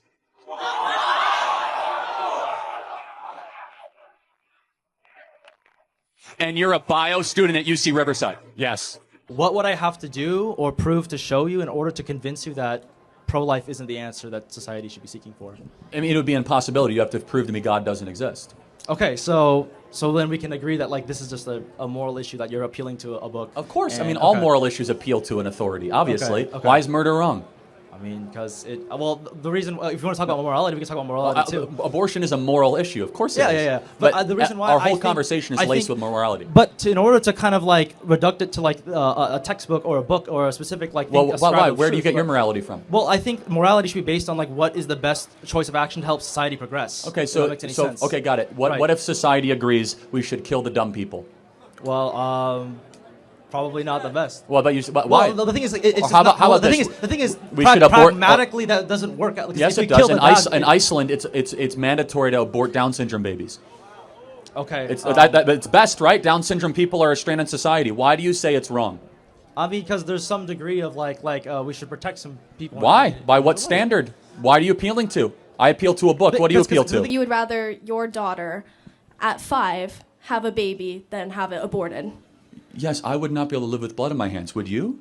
Okay, I think... No, but let's walk through this. Would you be okay walking into an abortion clinic, hearing a heartbeat, seeing brainwaves, seeing the baby on the ultrasound and say... Yes. I think... Wow, that's really, that's dark. But that's not my question. That's why No, it absolutely is your question. The question is, you asked me would I be okay with it. You said yes. There's no moral difference between a baby conceived in rape or not. There is 100% a moral difference. Really? Also, you're... No, time out. Wait, someone in this audience is conceived in rape. Do you know who it is? I have no idea. Because they're all human beings, regardless of how they were conceived. Okay, but that doesn't... Oh, no, because there's no moral difference of the human being's method of conception. You don't get more rights if you're not raped or less rights if you're raped. You're a human being regardless. Universal human rights apply to all people regardless if they come from a loving family or they come from a horrific, evil tragedy like rape. Okay, you don't think there's any case where abortion should be legal? There's a very, very rare couple cases. Okay, so you do think that a couple cases it is legal? If cesarean section is not going to save the mother's life and the mother's life is actually at risk, which is debated amongst growing numbers of OBGYNs. Okay. That is the only case where abortion should be Do you allowed. think there should- But people say that it is a growing consensus in the pro-life world that abortion is never medically necessary. Okay. So if you had a daughter and she was 10 and she got raped, and she was Well, going to I- give birth I and do she have would, a no, daughter. wait, oh, and she was going to give birth and she was going to live. Would you want her to go through that and carry her Well, that's rapist awfully, baby? that's awfully graphic. The answer It's to- no, but it's a real life Okay, scenario well, that happens calm to down. many The people. answer is yes, the baby would be delivered. Oh, okay, great. So that's insane. But let me tell you why. No, hold on. Let me ask you a question. There's 2 ultrasounds I have. One is a baby conceived in rape. One is a baby conceived by a loving couple. Which one is which? Your daughter was probably hopefully conceived by a somewhat which person here loving was couple. conceived by rape? Tell me which one was conceived by rape. You don't know. Exactly, because it's all human rights and But it's all that human doesn't beings. matter. So It's about your daughter who has to give no. birth to it and is going to be tortured by that Hold for on the a second. rest of her You- life. you are That's not- going to take away every Hold on a freedom second. she's ever going to have. Well, hold on. That's going to Every ruin freedom. her life. She's You going to know grow what? up and she's going to Abortion be is not a attached to another victimless thing. crime. The point is how you were conceived is irrelevant to what human rights you get. But- Hold on 1 second. If a person conceived in walks down the side of the street, it's not like they don't get First Amendment rights or Second Amendment rights. It's or not Fourth about Amendment that rights. person. The worst thing to do to the daughter is to then say, hey, we're going to go murder the being inside of you. They wouldn't even know. Like, listen. They wouldn't know. Listen. But wouldn't it No, be no. a better story to No, say it something wouldn't. evil happened and we do something good in the face of No. evil instead of saying we're going to do evil and then murder the being because we're going to pander to the evil? No. What makes the West great is that we do good after evil, not evil after evil. It's not about the being in the cells. No, It's not about. No. I'm I know. speaking. We're- No, we're- I'm speaking. we're both- No, I'm we're both speaking. clumps No, of cells. I'm speaking. No, We're I'm both speaking. clumps No, of I'm cells, speaking. okay? No, I'm speaking. No, I'm speaking. Wanna say it one more time? No, I'm speaking. Got it. Thank you. So it's not. I'm not talking about that. I'm talking No, about I the know you person. don't care about them. No. I'm talking about the person who is dealing with the pregnancy. I am not talking about the cells. I don't the care. cells. No, listen. The fetus, the whatever. I don't care about that right now until it is formed.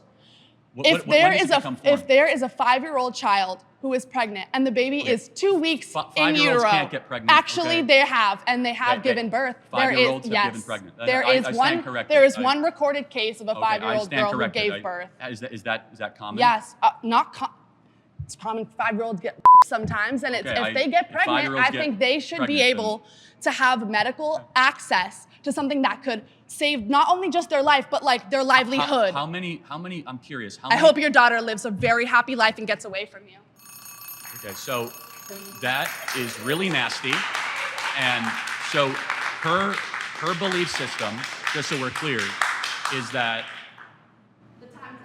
Yeah, no, I got it. It's fine. I mean, it's insanely nasty. And I believe that if someone is raped and they have a child by that rapist, that abortion should be an option, but it should not be the first answer. Do you agree or disagree with that? I disagree. That's a fair opinion. Yeah, I mean, you have a right to that opinion, sure. All right. You have any other thoughts on that, or is that about it? That's about it. I think we've discussed that topic thoroughly today. I'd like to respectfully challenge your view on the moral culpability of mothers and abortion. From what I understand, you view most post-abortive mothers as victims of the abortion industry rather than as murderers themselves. This view concerns me because victims don't need to repent and confess sin, but murderers do, and there's tremendous reason to believe the vast majority of mothers getting abortions are murderers. 91% of women who get abortions are age 20 or older, and 59% have previously given birth at least once. Less than 1% of abortion patients cite their husband, partner, or parents wanting them to have an abortion as their most important reason for having the abortion. A 2011 study of over 15,000 abortions found that 43% of abortion patients chose to view their ultrasound, and 98% of them still proceeded with the abortion. Even in Wisconsin, where there's a 24-hour waiting period, informed consent laws, and mandatory ultrasounds with verbal descriptions of the baby's heartbeat, development, and visible body parts, 89% of women at a Milwaukee clinic still chose to go through with the abortion, with 93% reporting they were the dominant decision maker. All this information supports my view, but is largely unnecessary, since Romans 2 tells us that the law of God is written on every human heart, including those of the women who willingly murdered their children by abortion. If this is not clear evidence that most mothers who procure abortions are guilty of the sin of murder, then what evidence, if any, could I provide to persuade you? Okay, so just to be clear, maybe you should explain more to the audience of your view. You are an abolitionist, is that correct? No, Or- no, okay. sir. So I believe that we shouldn't retroactively prosecute women, and abolitionists don't believe that either. But I believe that... Some do, but I'm glad to hear you say that. Yeah, so I believe that we should pass a bill of equal protection that protects all human life equally from conception and doesn't give special murder rights to mothers. If a mom finds out she's having a Down syndrome baby, should she be allowed to terminate it? Yes. You see, we have disagreement. I think Down syndrome kids are a gift from the Lord and some They're of the most wonderful. happy, joyful kids that should not be cast aside and terminated just because you get a blood test that you don't like. The reason why I believe the right to an abortion, why just anyone, if you feel that's what you need to do, then you should do it. Because Matthew 7:1 says, do not judge or you too will be judged. Although Jesus does tell us to tell people, do not sin, it's not our place to judge them, you know? And then another thing that I wanted to bring up, this is crazy, but also the time, I just really want to know why you feel that abortion should be illegal. Do you think murder should be illegal? Murder is illegal. So you think it should be? Do you think it should be illegal? I just feel like there's a big difference between like a living, breathing human and then a fetus that is inside of another human's body. Fair enough. What is the difference? The difference is a fetus is inside of the body. You know what I'm saying? Like a fetus, it can't live on its own. Got it. So let's go through a couple questions there. Okay. Why does somebody's location determine their moral worth? It doesn't, but it's simply about the fact of if you feel like that's what you need to do with your body, then that's what you do. Because I could also. Well, hold on a second. If it's not your DNA, how is it your body? It is your DNA. No, it's not. It's a part of you. It's growing in you. It's connected to you by an umbilical cord. It is a part of you. 1 second. It's attached. A part. It's attached. Hold on a second. It's attached, not a part. Same thing. No, it's actually not. A part, by definition, means it remains permanent. Oh, okay. Right? Oh, okay. So an attachment is something that is temporary. And so it's not, you are not your mom's DNA. You're not your dad's DNA. You are new deoxyribonucleic acid. So shouldn't we say that if it's not your DNA, it's not your choice? I mean, you could say that, but I mean, really, I just don't understand how you can use religion to back up your point of. I haven't used it once. She brought up religion. I'm happy to use a non-religious line of questioning. We all agree murder is wrong. Okay. We all agree that it's a human Homo sapien. Do you agree that the death penalty is wrong? Well, no, I'm actually in support of the death penalty because people do something that justifies that, but that's a separate issue because the baby in utero did not go. So what about the people who could possibly be proved innocent who have been awaiting their death sentence? Fair enough. That's a good argument, but it's separate, right? So there's been about 31 exonerations. Currently, there is a woman who's been declared brain dead in Georgia and is being kept on life support because the state's restrictive abortion laws that ban abortion after cardiac activity is detected, generally at 6 weeks. So I want to basically ask you, your thoughts on that and how you think kind of like the pro-life arguments apply. I'm having a hard time hearing it. So you said there's a woman in Georgia that's on life support because she was not able to get an abortion? So she's being kept on life support because she still has this baby in her womb. She still has this baby, but she's like brain dead, completely brain dead. She still has a baby? Yes, but she's being kept on life support just because of this baby. And this is just due to the state's restrictive abortion laws that ban abortion after cardiac activity is detected. But the idea is she's completely brain dead. So basically the only thing that's keeping her alive is this machine because of the baby due to restrictive abortion laws. Yes, I mean, that baby is going to be able to live, praise God. And that mom will now, her parting gift to the world will be another life. I think that's beautiful. She's brain dead, but let's re-examine what being dead means. How can you actually have a baby fully develop within you if you're dead? Now, again, this goes back to the fundamental question of what is a human being and when does life begin? Why is it, though, that you get rights, but a baby in the womb does not get rights? I think because, so I do not believe that you are a human life at conception. Okay, so then when does human life begin, and when does the human development process begin? From my understanding, you are fully considered a human life after the 3rd trimester. Okay, so after the that's birth, just so we're clear, because there's only 3 trimesters. My apologies. So you mean upon the 3rd trimester? But I think, like, due to the fact that the belief is that you're a human life at conception, it's like, how exactly... I'm sorry, I'm trying to figure out how to word this. So let me tell you my view, and I want you to think about it. That fundamentally, you are DNA. Yeah. So what's so special about how God created this process, you don't have to believe it's God, you could believe it's just a mistake, which I think is wrong, is that you have 2 sets of DNA, male, female, they obviously have sex, and a 3rd DNA that's unique is created. That's amazing. When you think about that, totally new DNA, new characteristics, new inclinations, new agency.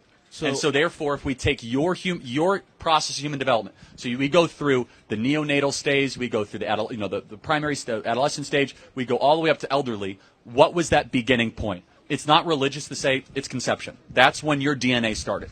Were born into a bad household. So now we've transitioned to, like, what do you do with the kids? What do you do with them? You know, there's twice as many people on the adoption waiting list than there are abortions every single year.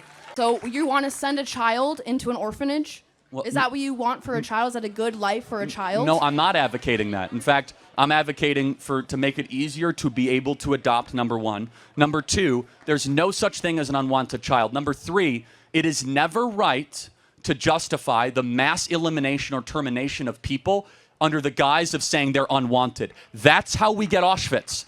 That's how we get the greatest horrors of the 20th century. Those people are unwanted. So you're comparing abortion to the Holocaust? Absolutely, I am. In fact, it's worse. It's worse. It's really not. I don't think it is. 45 million babies. It's nearly 8 times worse than the Holocaust. What's the moral difference between a small baby in the womb and a grown Jew who was killed at Auschwitz? What's the moral difference? I wanted to respond to kind of a specific comment you made. I hope you'll be open to that. I do remember, I'm sorry, I'm not sure what university you did say this specifically at, but you did state that you believe that the Holocaust was not as bad as abortion. So in other words, you believe that abortion is worse than the Holocaust. So they're both distinct evils. Of course. With some similarities. Mm-hmm. The Holocaust in some ways was far more evil, but as far as magnitude, the abortion crime is more evil. And I can explain more if you'd like. Okay, sure. So I did do some research.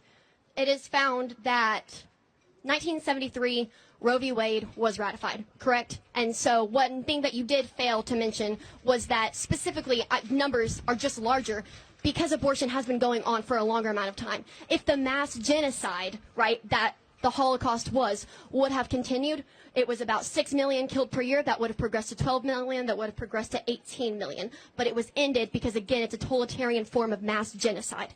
And so I wanted to ask you, when you look at the 93% of women who do get abortions, it's 58,590,000 that get abortions the first trimester, correct? And there is suggestive data that states that 12 weeks of gestation, there is significant data that has said that pain receptors may not have yet been developed. And so that would mean that outside of the women who received abortions first trimester, it would be 88,200 per year after the first trimester that the babies are likely experiencing pain. I will admit to that. However, I am pretty sure that every single person in the Holocaust, which would have been 2 million per year, as far as the people who could feel pain, did feel that pain. And so I would like to ask you, actually I think I would just like to tell you, I think that 2 million actual people, kids, grown people who were starved, worked to death, I think that is more significant than the 88,200. Who were you most inspired by politically growing up? Winston Churchill or Ronald Reagan. How do you feel about gays, and should you circumcise your kids? Well, how do I feel about gays? I mean, all people are equal in the eyes of God. My religion teaches me that homosexuality is a sin, and that is, I believe the behavior of homosexuality is a sin. You guys can disagree with that. That's what my religion teaches me. However, in the conservative movement and on our team, we have a lot of people that are same-sex attracted and do an amazing job and are part of Turning Point USA, and we welcome in that way.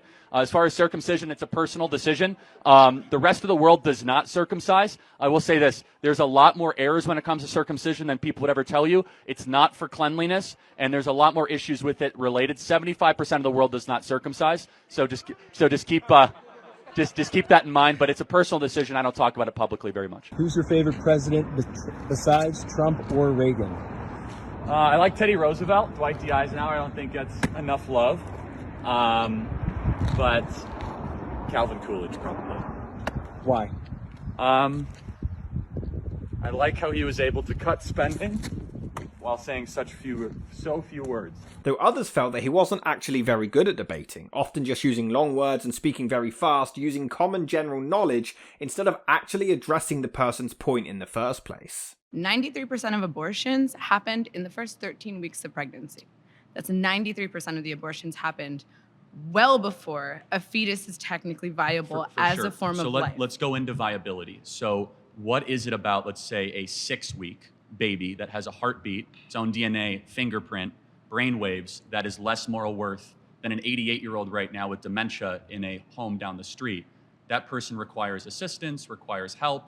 Why is it that the 6-week baby is of less moral worth? Well, first of all, it's not a baby, it's a fetus. Well, what does fetus mean? A fetus is in utero. What does fetus mean in Latin? What the f***? I'm sorry, is this It means little human being. His smile is very creepy. Okay. Smiling is creepy? No, your smile specifically. Got it. But let's go back. Name one thing I'm wrong about. You just now incorrectly cited the difference between socialism and communism. How so? What did I do? How so? You claimed that Russia was socialist. Russia was never Soviet socialist. Union was socialist. No, it was a communist nation. There is a significant difference between the two. Why did Lenin say that socialism is the gateway to communism, and he was self-described socialist in his private treatise and documents in the Russian Revolution? Lenin was overtaken by Stalin. Hold on a second. No, Lenin died, and then Stalin was his successor. Yes. But Lenin himself said, quote, that socialism is the introductory phase to communism. Did he not say that? So then the vast majority of people, when they're referring to communist Russia, are referring to Stalin's rule over Russia. That was a communist rule that turned into a fascist rule later on. Okay, so what thinker was deified in Soviet Russia? Thinker was deified? Yes. Marx. What book did Marx write? Yes, he wrote Capital, and he also wrote the Communist Manifesto. Who was his co-author? Who was co-author? Yeah, Engels. Good. I'm glad college is really paying off for you. Hey. So, in one instance, he visited Cambridge University in the UK, but faced a very different reaction from the students that he just wasn't actually expecting. I will be glad that I will not have been somebody who has defended the genocide of the Palestinian people, and I think you will have to reckon one day that you have reckoned with. Interesting. I want to close on this. So can you tell me what African country is currently ongoing a civil war? Believe it or not, I know about Sudan because Okay, I'm good. not an idiot. How about what Southeast Asian country has an ethnic cleansing going on right now? Myanmar. Good. And you have strong opinions on both sides? Unlike you, I take an effort to be informed about foreign policy and to come to conclusions. You are a culture warrior. I believe when everything is done, Mr. Kirk, people will see you and the people you supported as corrupt, as selling the country out to the lowest bidder, and of doing irreparable damage to a country I'm sure we all deep down love. The difference, I think you will have to reckon with that difference one, Mr. Kirk. is when...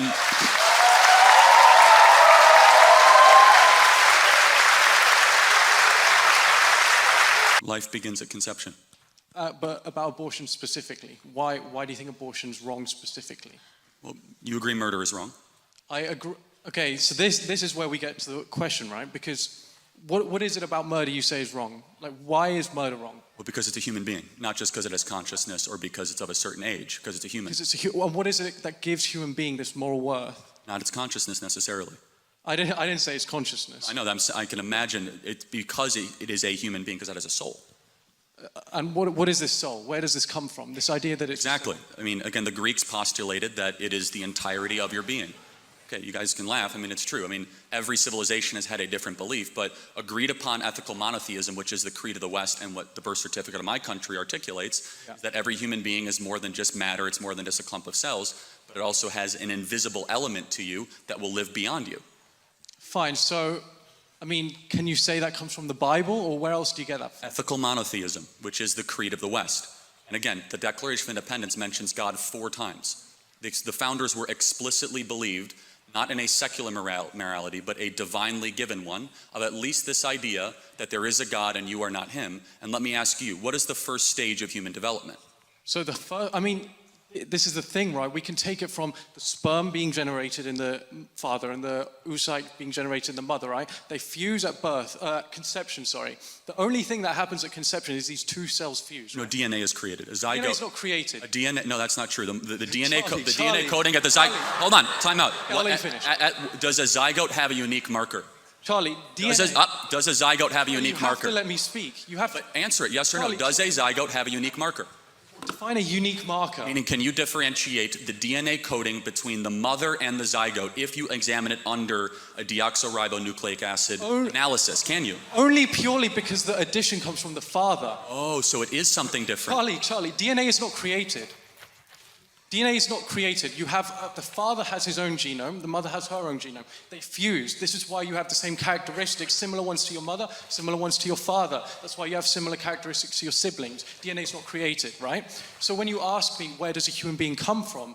I can say to you, it starts at conception, but all conception is these two cells joining, right? But these two cells were created, the mother's cells were created long before, they were created when she was a fetus.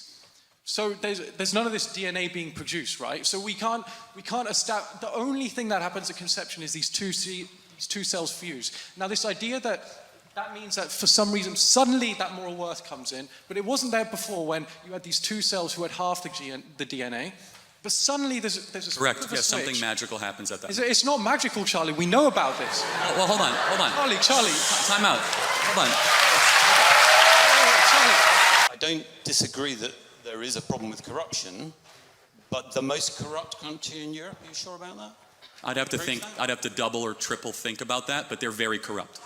Okay, so that's a little bit doubtful. It's not absolute. Well, I mean, there's plenty of corruption around. I mean, let's face it, we are talking about comparison with some of the states you're doing business with in the Gulf. Oh, of course, but we're not giving them money, they're giving us money. That's the difference, right? Saudi Arabia is... Oh, so it's fine.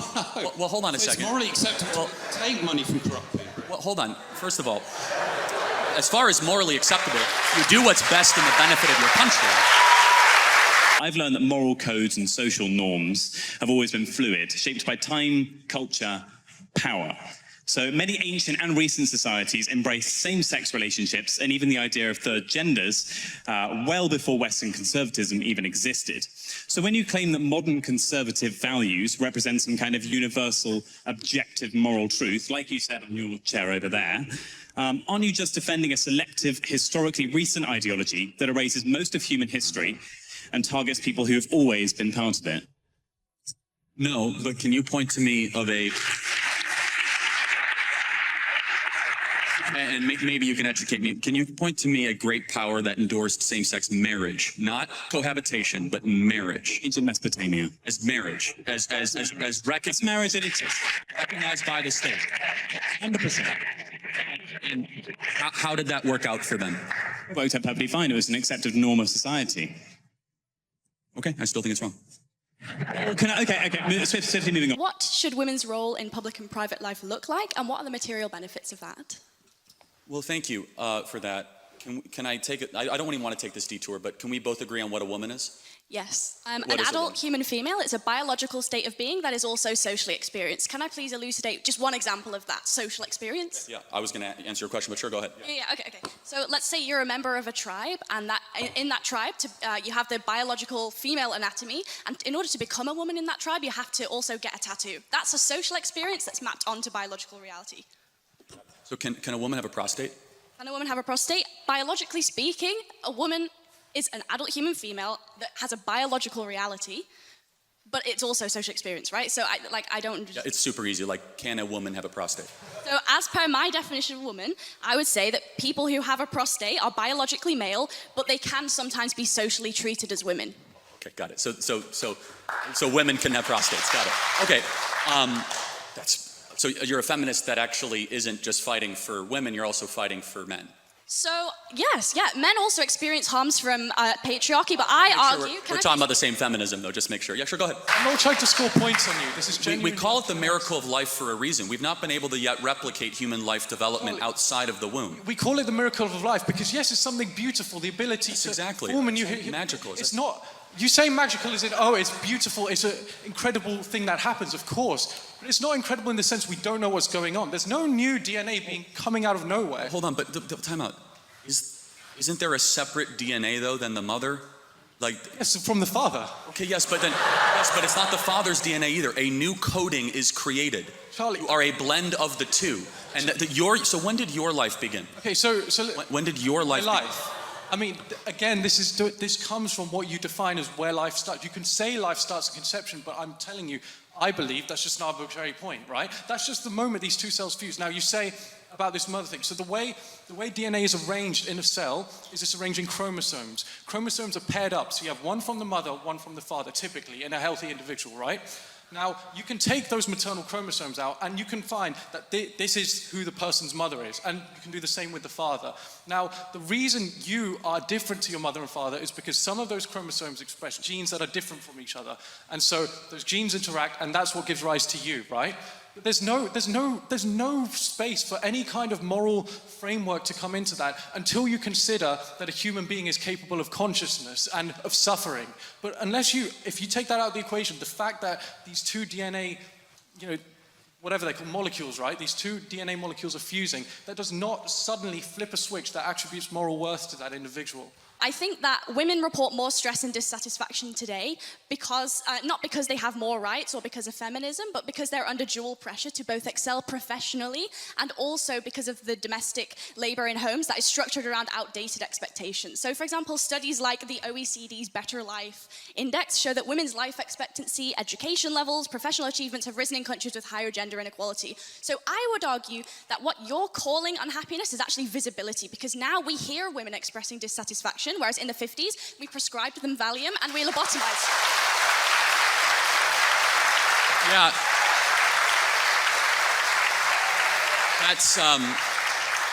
That's really rich. I didn't know women not to complain 50 years ago. That's funny. We've always been hold on a second. Why are suicide rates going up more for women? I think that encourages... Forget complaining. Materially, women are killing themselves more. Why is that? Just to clarify, you believe that this is in the Bible. This is laid out in the Bible, that man shall not sleep with man, and so therefore... Well, it's also repeated throughout the New Testament as well. In the book of Matthew, Jesus reaffirms the biblical standard for marriage. Okay, so I'm going to make two very, very quick points. So the first, so if we look at the Old Testament in isolation, just to start off with as an example. So let's look at Exodus 35:2, which suggests that if you work on the Sabbath, you should be put to death. If you look at Leviticus 11:7, it suggests that if you have pork, you should be put to death. Let me finish, I'll be done. If you plant two crops side by side, you should be stoned by your entire village. If you wear a suit, which you are wearing now, that contains two different fibers intertwined into the same jacket, you should be burnt at the stake by your own mother. Now, following that rationale, in Leviticus 18:22, and it states that man shall not sleep with man, why aren't we burning ourselves at the stake as well? Why aren't we stoning ourselves to death? I would ask you, would you say that a sub-Saharan African woman who's experienced female genital mutilation and checks extremely happy in a survey, and I also would check extremely happy in a survey, who do you think would be objectively more happy, even if they both check the same answer? No, again, so I fully, if you want to talk about how Islam mistreats women, we could talk all day long. Like, I'm all for that. Me too. Okay, good. So we agree. Yeah, absolutely. We actually agree have on agreement. many things. And we should shut off Muslim immigration to the UK, right? We totally agree. I think that all religious fundamentalism is bad, and if you take that logic, we should also not allow evangelical Christians into the UK either. Hold on. So hold on a second. Hold on. That's funny. Hold on. Can you show me what would your example, because I have 50, of a single Christian country that you would say mistreats women, right? America. Oh, really? Yes. We had a female woman vice president.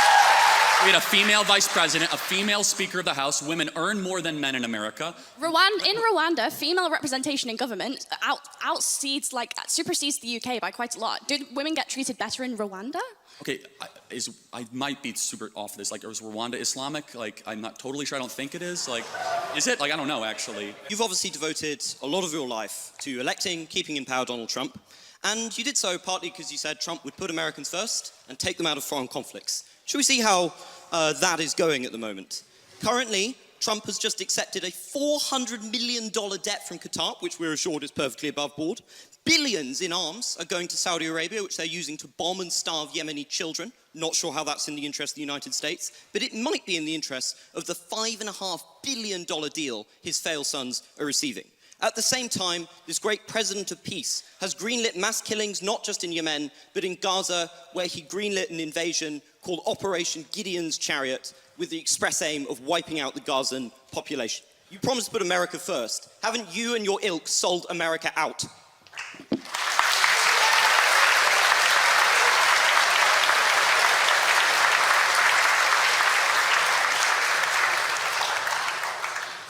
No. Well, I'm glad you have great intellectual substance and can answer. Do you agree that the happiest women of the West are married with kids? I I would have to look into it, but I Every think there are study certain shows, right? there are certain and studies that objectively, we know that, right? The women with kids are not the ones tearing down statues, right? They're the ones that actually have obligations. tearing down statues correspond to some kind of smiles per capita data set that I wasn't aware of. Again, it's like, it's a little bit of a one-liner. He also came into contact with fellow podcaster Dean Withers, who many have claimed was the only one Kirk really met his match with. Do we have our terms correct? We agree? Actually, no. So first of all, I'd like to refine our terms. I have 2 points to bring up after that, though. So you define murder as like intentionally like killing a human being. I think that's a very poor way to define murder, because if someone were to like break into my home and point a gun at the heads of me and everybody I love, and I intentionally kill them to prevent them from killing my family, I don't think I murdered them, right? So I would define murder as the unjustified termination of a human life. You're making a good point. Let me further clarify that. So self-defense is very warranted. Exactly, right? But I can see where you're going to go with how that has to go with abortion, but we can go down that journey in a second. Yeah, so I mean, like, I kind of do want to give you my argument insofar as why I'm pro-choice, why I think it's justified. But first, I think that, you know, your position is quite absurd, right? Because you're saying that it is murder to kill a human being, right, at any point in development, especially when it's in the mother's womb. My question to you would be, well, does this make women with IUDs murderers? Because it is the case that in some scenarios, an IUD will allow for conception to occur, meaning there's a unique human life there, but it will prevent its implantation, intentionally killing it.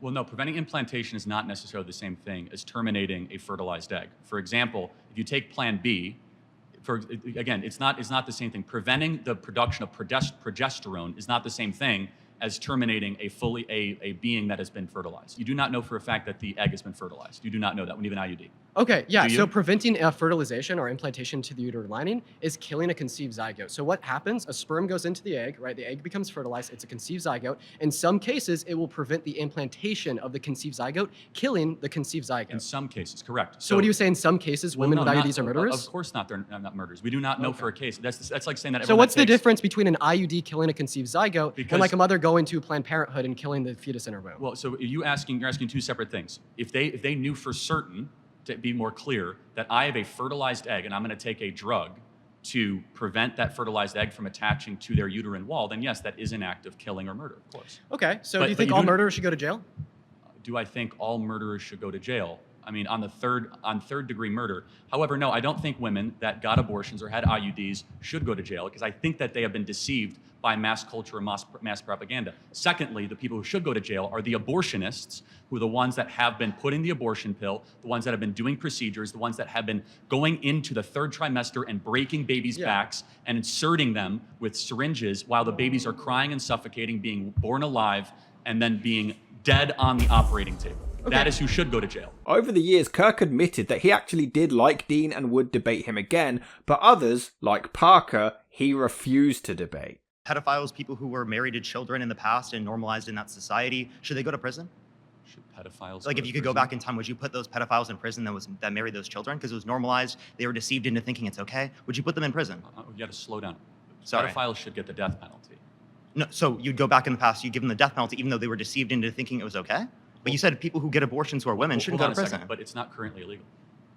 Okay, regardless. Pedophilia at that time, it wasn't. No, I would not go back and retroactively enforce laws where things were currently not illegal. You wouldn't put pedophiles in prison in the past. Hold on a second. When was it illegal? When was it legal in America?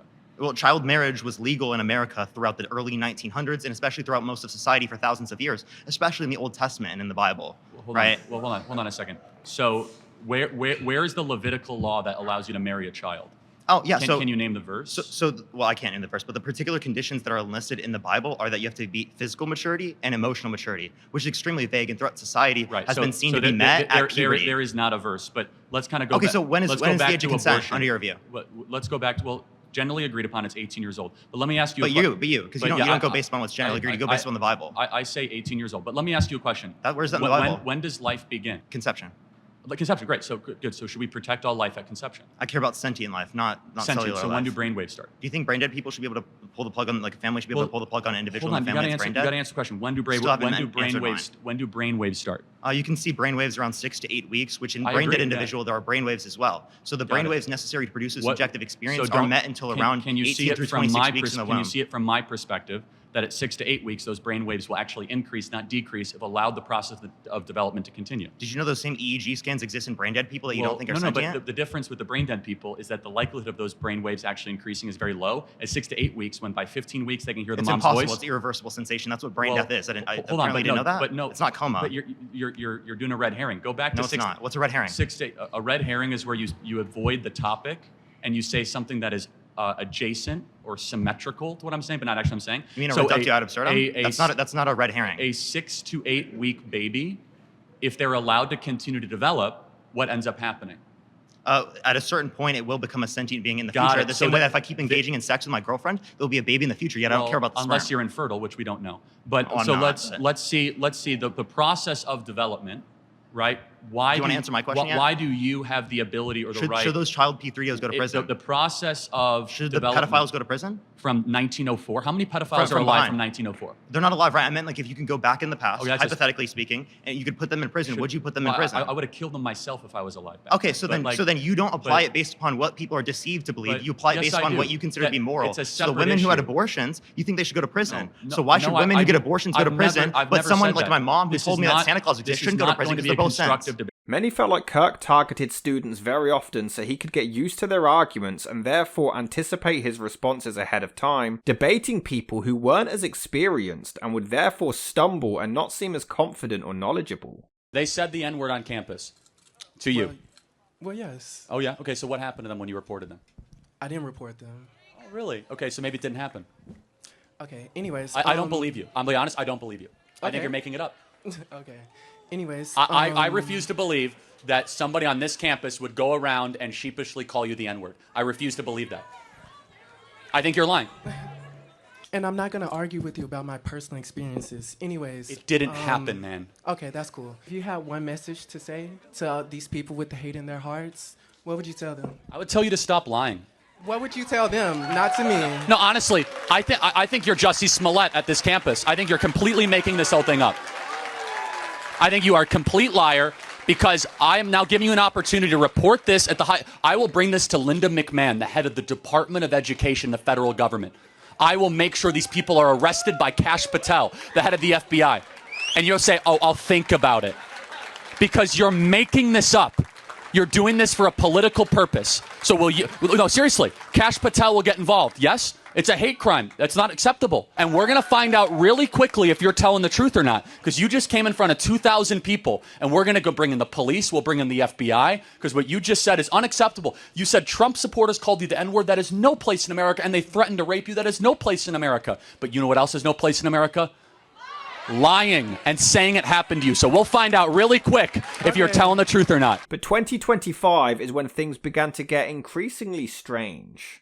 It was in March when Donald Trump appointed Charlie Kirk to the United States Air Force Academy Board of Visitors, but by April, Kirk believed that the Trump administration's crackdown on campuses actually threatened free speech and could be a weaponization of anti-Semitism. Once anti-Semitism becomes valid grounds to censor or even imprison somebody, there will be frantic efforts to label all kings of speech as anti-Semitic, the same way the left labelled all kinds of statements as racist to justify silencing their opposition.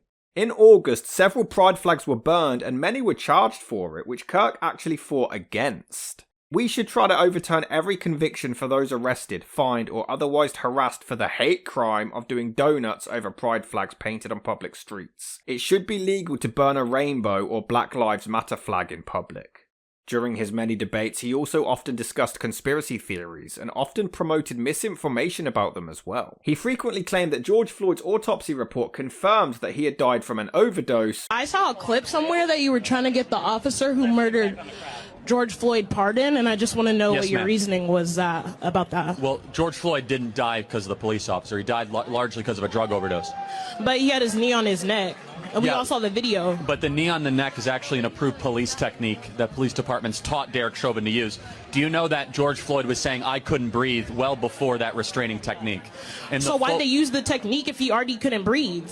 Well, because he was actually resisting arrest, and they had to restrain him. and they restrained him in a way that they were taught to do, which is the knee on the neck technique. Okay, so when does the like technique end? Like when they die? Like he said he could. No, I mean the technique ends when the individual stops resisting arrest. His cause of death was not asphyxiation; it was drug overdose. Which wasn't the case. It was conclusively called a homicide. He also claimed that Floyd was illegally counterfeiting currency and had put a gun to a pregnant woman's stomach, both of which have been debunked. He claimed that the United States Justice Department statistics showed an increase in human trafficking arrests from 1,952 in 2016 to 6,087 in the start of 2017 alone. But this was later deleted from his Twitter with no explanation, and it turned out that the higher number was false and actually came from a conspiracy website named 8chan. He spread the story that protesters in the French Yellow Vests movement were chanting "We want Trump," despite the president himself admitting that this never happened.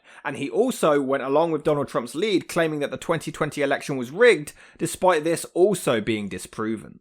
He maintained that the World Health Organization covered up information about COVID-19 and criticized anyone who was against Trump's withdrawal of their funding. It was to the point that he was briefly banned from Twitter for falsely claiming that hydroxychloroquine had proven to be 100% effective in treating the virus. And he also claimed that Democratic Michigan Governor Gretchen Whitmer threatened doctors who attempted to use the medication. He claimed that during the 2009 swine flu pandemic, it took President Barack Obama millions infected and over 1,000 deaths to declare a public health emergency, which was supposedly the other way around with Trump and COVID. But in actuality, by the time Obama issued a public health emergency for the swine flu, there were less than 280 cases. Whereas Trump, at the time that Kirk made this claim, hadn't actually announced a national emergency. He claimed that the social distancing restrictions implemented in churches were nothing more than a democratic ploy against Christianity, and even claimed that authorities in Wuhan, China were burning patients. He refused to wear face masks, stating that the science around masks is very questionable. He called for parents to protest at school board meetings to push back against mask wearing, and in August 2025, he called for the elimination of Jasmine Crockett's congressional district as part of the 2025 Texas redistricting, claiming that she was part of an attempt to eliminate the white population in this country. He spread word that Jeffrey Epstein was a Mossad agent, a creation of either Mossad, Israeli intelligence, American intelligence, Saudi intelligence, or maybe he was just a hired gun, though many Israeli government officials denied any involvement. He was also seen mocking the genocide in Palestine and insulting Muslims. It's always fun. I get a chuckle, when someone is wearing the, Free Palestine shirt and the gay flag. And it's like, they would literally murder you, right? So, it's funny. I used to say that, hey, if you as a gay person would go to Gaza, they'd throw you off of tall buildings, right? Now they don't have any tall buildings left, so I don't...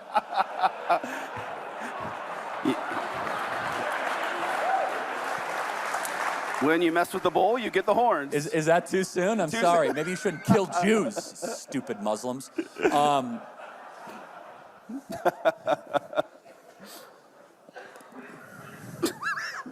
all I like that. Where was I? Favorite country besides the United States? Israel. Right, Greg? Is it all about Israel? You dress like this in Saudi Arabia? What am I dressed as? I'm wearing a t-shirt. No, I know exactly. You can't dress like that's way too much skin for Saudi Arabia. Could you show that much skin in Egypt? Could you show this much skin in Iran? Yes, you can, because there's different religions. There's different religions there. No, you can't. I'm sorry. This is the point. Is that? But that's Islamophobia. You're basically no, it's not saying Islamophobic. It's factual. You literally could not dress like this in the streets of Riyadh as a woman. This is way too provocative. Way too much skin. When we say Islamophobia, you as a woman should stand up against Islam and its treatment of women. Kirk was extremely pro-firearms, convinced that simply introducing guns, armed guns, and gun detectors at schools could prevent shootings. Even eerily saying, "You will never live in a society when you have an armed citizenry and you won't have a single gun death. That is nonsense. It's drivel." But I think it's worth it.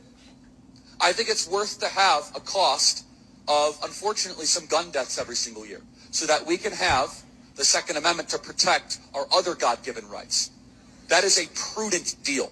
It is rational. He was against the LGBTQ plus community, claiming that there was an LGBTQ agenda. He called homosexuality an error, often comparing it to a drug addiction and citing passages of the Bible, suggesting that those who partake and act on their homosexual urges should be stoned to death. Do you have any hate, and is Turning Point USA against the LGBT community? Because I'm being told that by coming here and listening to you speak that I'm either a racist or a fascist or against the LGBT. And isn't fascism when someone doesn't agree with your beliefs and your views and they want it either your way or the highway? Yeah, the people that defriended you on Instagram, they're the fascists. So I do not have hate for a group. I do not have hate for a people. I have So hate just so I can get it on my camera. So Instagram, Don't worry, we hi. got plenty of cameras, but yeah. But yes, so you do not hate the LGBT community, Well, no, and Turning Point is not against LGBT. No, how could I hate that which I have a heart for? Thank you. And I might not agree at that for some of the lifestyle choices that some people make, but of course not. And if someone said, Charlie, what's your view on marriage? I say, I believe marriage is between one man and one woman. But if you ask me, what do I have hate in my heart for somebody that doesn't choose the lifestyle that I believe that God laid out in the scriptures? Of course not. Yes, I was told that Turning Point USA is against LGBTQ. Well, you could be told a lot of different things. I know, it's all bullshit. I rest my case. Thank you so much. The spiritual battle is coming to the West, and the enemies are wokeism or Marxism combining with Islamism to go after what we call the American way of life.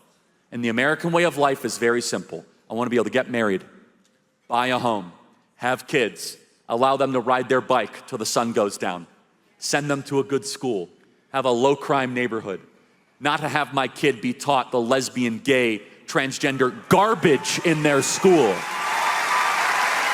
while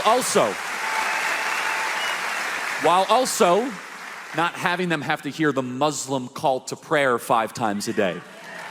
That's important. We want the American way of life, which is, by the way, Christendom. Christians, our sacrifice, our toil, our vision, the outgrowth of the scriptures gave us Western civilization. And this is where I think is a great rallying cry. Doesn't matter if you're Hispanic, doesn't matter if you're Asian, doesn't matter if you're black or white. Everybody, if you are Christian and Jesus Christ is your Lord and Savior, these two threats are combining forces to come after us. And it's time that the church stands and rises up against it. Yep. Are you a Trump supporter? Yes, sir. So are you a proud Trump supporter? Of course. So are you sickened that he had a gay man speak at his convention? Yes. Then you're not a Trump supporter, my friend. Thank you very much. Marriage in the Holy Bible is one man, one woman.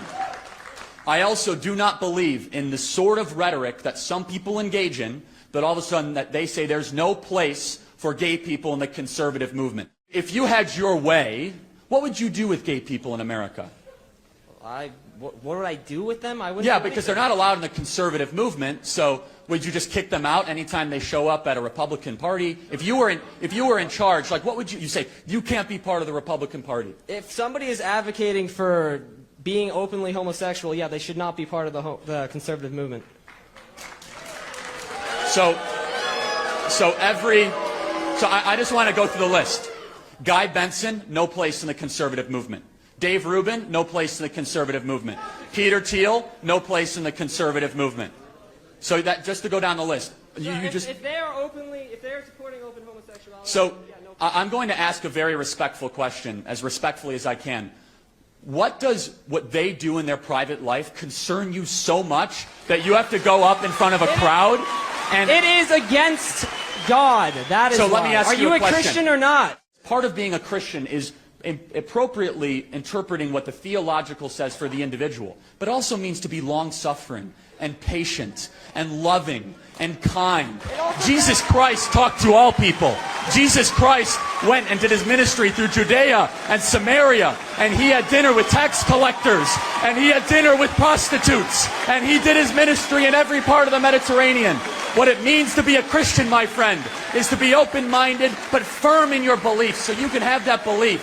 But if you say there's something inherently wrong with communicating or associating just because they make different personal decisions than you, sir, are not a conservative. Thanks for being here tonight. He criticised YouTuber Miss Rachel for a post celebrating Pride Month in which she also quoted the Bible. She comes in and says, you know, folks, and then so she takes off the Miss Rachel costume and the uniform, etc. And she comes back and she's like, now I'm just talking as Rachel. And she goes, the reason I'm this way is because I'm Christian. And in the Bible, it says, love your neighbor. And really, I approach people in love. And if you're not doing that, I guess you're not really following the Bible. I shouldn't say that part, you're not following the Bible, but that was kind of the underlying piece there. So Charlie, 128. What's going on with that? Well, let's let her say it. 120, I'll respond, and then I got a dash. I've shared prayers on here before and said, God bless. And that's because my faith is really important to me. And it's also one reason why I love every neighbor. In Matthew 22, a religious teacher asked Jesus, what's the most important commandment? And Jesus says to love God and to love your neighbor as yourself. All the law and the prophets hang on these two commandments. There's no greater commandments than these. I believe it's mentioned 8 times, love your neighbor. So yes, everyone belongs, everyone's welcome, everyone is treated with empathy and respect. It doesn't say love every neighbor except. There are so many reasons I stand strong in love. I stand with everyone. That's who I am. And the love back and the God bless if you disagree is genuine. I mean, Satan's quoted scripture plenty. It doesn't just say love your neighbor, though. It does say love your neighbor except, in a sense. As yourself, but hold on. She's not totally wrong when she says, first of all, the first part is Deuteronomy 6:3-5. The second part is Leviticus 19. So you love God. So you must love his law. How do you love somebody? Here we go, folks. You love them by telling them the truth, not by confirming or affirming their sin. And it says, by the way, Miss Rachel, you might want to crack open that Bible of yours. In a lesser referenced part of the same part of Scripture is in Leviticus 18, is that thou shalt lay with another man shall be stoned to death. Just saying. So, Miss Rachel, you quote Leviticus 19, love your neighbor as yourself. The chapter before affirms God's perfect law when it comes to sexual matters. Now, so how do you best love somebody? You love them by telling the truth. You don't have to be cruel. You don't have to be un-Christ-like in your communication. Yeah, you don't have to be mean. However, you don't have to shout. You certainly, and I would love for Miss Rachel to respond to this, is pride a Christian value? She thinks it is. Happy Pride Month, everybody. Is being proud something that we should no, it's in fact the scriptures tell us the opposite. Pride goeth before the fall. That pride is something we need to try to reduce in our life to increase humility and increase piety. There is one and list that obedience. He claimed that I believe marriage is one man, one woman, and that LGBTQ plus activists were the alphabet mafia. He believed the movement is not just about 2 dudes being able to get married. Gay people are not happy just having marriage. Instead, they now want to corrupt your children. He was also heavily against the transgender community. Writing in Sexual Anarchy for the American Mind, the facts are there are only 2 genders. The transgenderism and gender fluidity are lies that hurt people and abuse kids. I have a brother who's been transgender for 10 years. He has never once taken advantage of anybody. He has never once pushed that on anybody else other than asking us to just respect his expression. So it's a sister that became a brother, is that fair? My brother. Yes, your sister. So I refuse to lie. No, again, I refuse to lie. You have a sister that is masquerading as a man. What makes your sister a man? I'm talking social here. We're talking merely social construct because, yes, he has a vagina, and he knows he has a vagina. Wait, he knows say he has a vagina as a self-contradictory phase. Can't exist. Can't happen. Why can't somebody just be happy? That's fine. She is allowed to do whatever she wants. Oh, no, let's talk about the problem is all of a sudden I have to use different pronouns that are not rooted in reality. Number 2.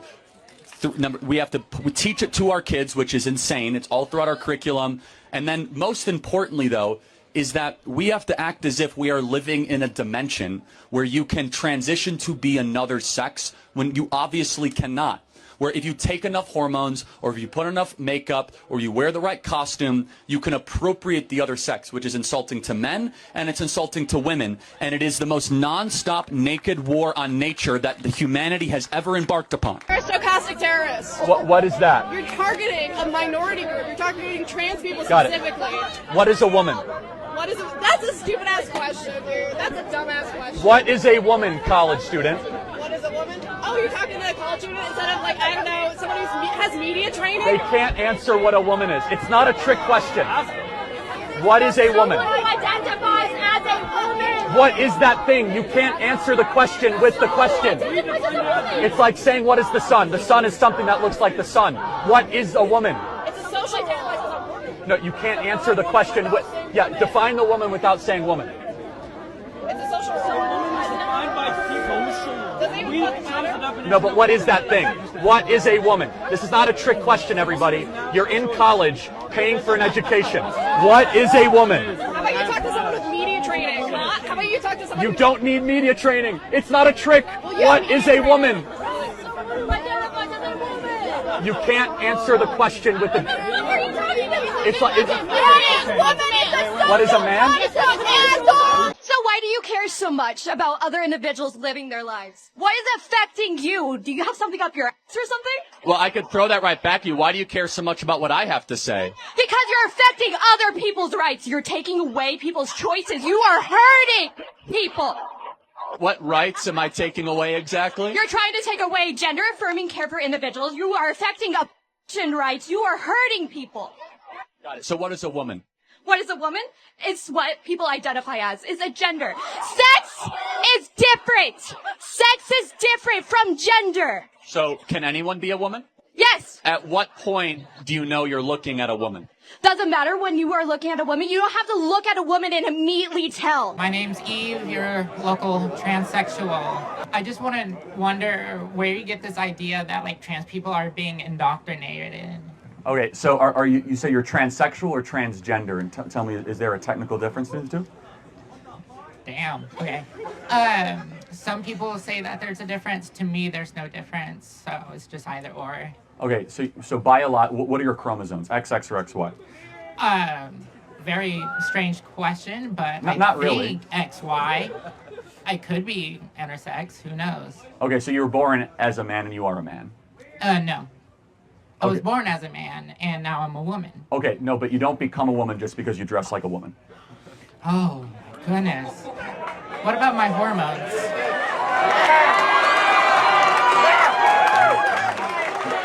I don't become black. Do I become black if I wear blackface?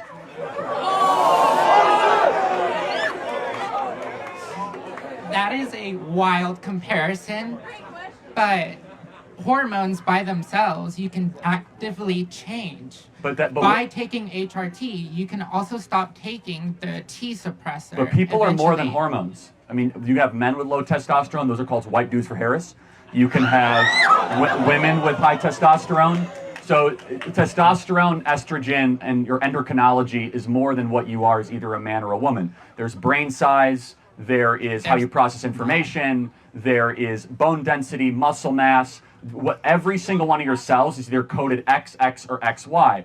So let me ask you a question. If I wear a disguise or a costume, do I become that thing? For example, if I dress with a sombrero and start talking with a Mexican accent, do I then become that culture? No, because that's different race. Okay, That's but then wait, very why? How is it different? Because you're saying that if you dress a certain way and you present a certain way, you can be as you think you are. Why can't I also just choose what culture I am? Because you are born within a culture, you are born with... But you were born as a man. Thank you, thank you. But let him finish. All right, fuck you. Anyways, sorry. I'm sorry, what did you say? My pronouns are not F you, actually. Oh, wow, thank you. All right. Anyways, there are many things collectively into a culture that has been built up over time, but not as much as, male or female. Got it. So what is a woman? What is a woman is whatever you want to be. So anyone can be a woman? Yeah. Do you get a period? No. Well, actually, yes. So, no. Wow. Can you give birth? No. But a lot of trans people that are on hormones do get PMS symptoms. Right, but symptoms and is different. I mean, like moodiness or mood swings are not the same thing. Yeah, but can you give birth? Also, cis women don't always have to give birth. Cis women can also have PMS symptoms without getting a period. Right. So, but you have to. So, a woman can be whatever you want it to be. Is that correct? Yeah, but cis women can also be and have all of those So things. under that logic, can I become a bobcat or a giraffe? I mean, if you want me to call you a bobcat, sure. I don't care. So at some point, don't you see that it's probably a bad idea to give people the ability to identify whatever they want as just because they feel a certain way? Why would it be a bad thing? Well, shouldn't we have some sort of objective truth that male and female differences and distinctions matter? There is no real male or female distance, especially in archaeology. A lot of... Wait, there's no difference between men and women? There are some, for sure. Well, what differences are there? I'm talking about, like, when you talk about brain size or skeletal bone structure or whatever, archaeologists, for example, have a very tough time distinguishing between male and sex, or male and female, I apologize. When you see the male skeleton next to the female skeleton, those are very different. Those are a range. So, everything else, most people are usually in the middle of Here's the kicker. So you are a biological male. No matter how much surgery or hormones you take, you'll never be able to give birth. Yeah, so, I'm okay with that. Right, but so then at what point is womanhood achieved then? At what point do you become a woman? I feel pretty. Yeah. So I can look at myself and not want to kill myself, so. Well, hold on. So now we're getting to something. Maybe, is it possible that you might have other underlying mental health issues that you are then ascribing as transgenderism that you might not be treating? No. I am being treated for other mental illnesses, right, but it is unrelated. Are they unrelated, or is transgenderism a symptom of other underlying issues that I hope you get treatment for, such as depression, schizophrenia, anxiety, bipolar tendencies? No, don't have any of those, actually. You don't have any? You mentioned you have other potential issues. No, I don't have any potential issues. No, you don't? No, I'm just cool. Oh, you're just cool. Got it. So let me ask one other final question. Do you think it's okay for a 14-year-old to be able to get gender-affirming care? A 14-year-old can get hormone blockers. That is the extent of what a 14-year-old can get, and that is completely irreversible. So, you can get hormone blockers. You mean reversible, but it's not reversible. But first of all, no, it's when not you reversible. stop taking hormone blockers, then your natural hormones come. Puberty is not an assembly line where you just press a button and it stops. Secondly, that we are cutting breasts off of kids here in the state of Texas illegally. That is not true. Yes, a whistleblower, Dr. Ethan Heim, came out in Houston. Dr. Ethan Heim, and said that we are cutting the breasts off of kids irreversibly in Houston, Texas. Also happens in LA, San Francisco, Seattle, Portland. Do you think that for teenagers under the age of 18? No. Well, I mean, that's the question. I know what you're gonna say though. I don't think children should get. Good for you. That's a great piece of agreement, and I totally agree. Now the other side of it, do you think that biological men should be able to compete in female sports? Now, this is, I'm not as liberal as people might think. I don't agree with that either. So. Good for you, and you deserve more. I'm applauding you. I'm not. Thank you. But I do. They're supporting your attack. You're holding on to reality, and I thank you for that. I do, because there is hormonal differences, but I can't change my mind on gender affirming care. I think it is valuable to gender people. Maybe over 18. Yeah. So okay, and that we actually have more of a place where I think you are a rational actor in this space. No, more so than some other people that want to give 14-year-olds or 15-year-olds top surgery, and that's just morally wrong. I agree, and I wish more people that were sympathetic towards the trans movement were willing to speak out like you. The country would be a much better place. Okay, truly. So can I still get a hat? Yes, you can absolutely get a hat. Well, do you want to talk about sex first, or do you want to talk about gender? I don't think gender exists. I think it's a term that John Money and Judith Butler created over the last 40 years that basically is a filler for personalities.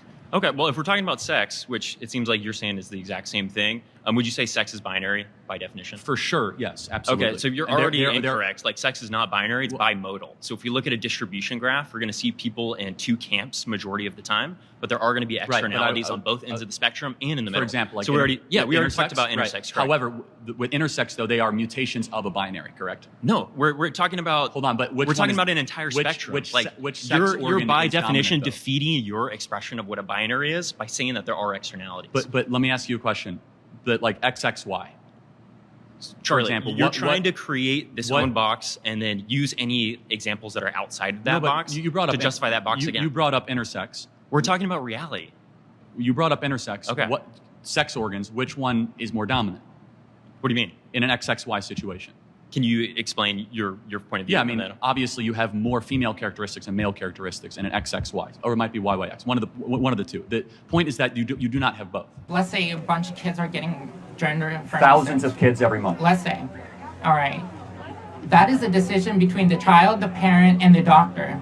That has nothing to do with you. Why do you have a say in So that? should kids be able to get tattoos? Sure. Oh, okay. Should kids be able to own AR-15s? No. Why? Because that is harmful. It can be so AR-15s are harmful, but cutting off your breasts or potentially castrating yourself, gender-affirming care. I mean, given that you're under anesthesia.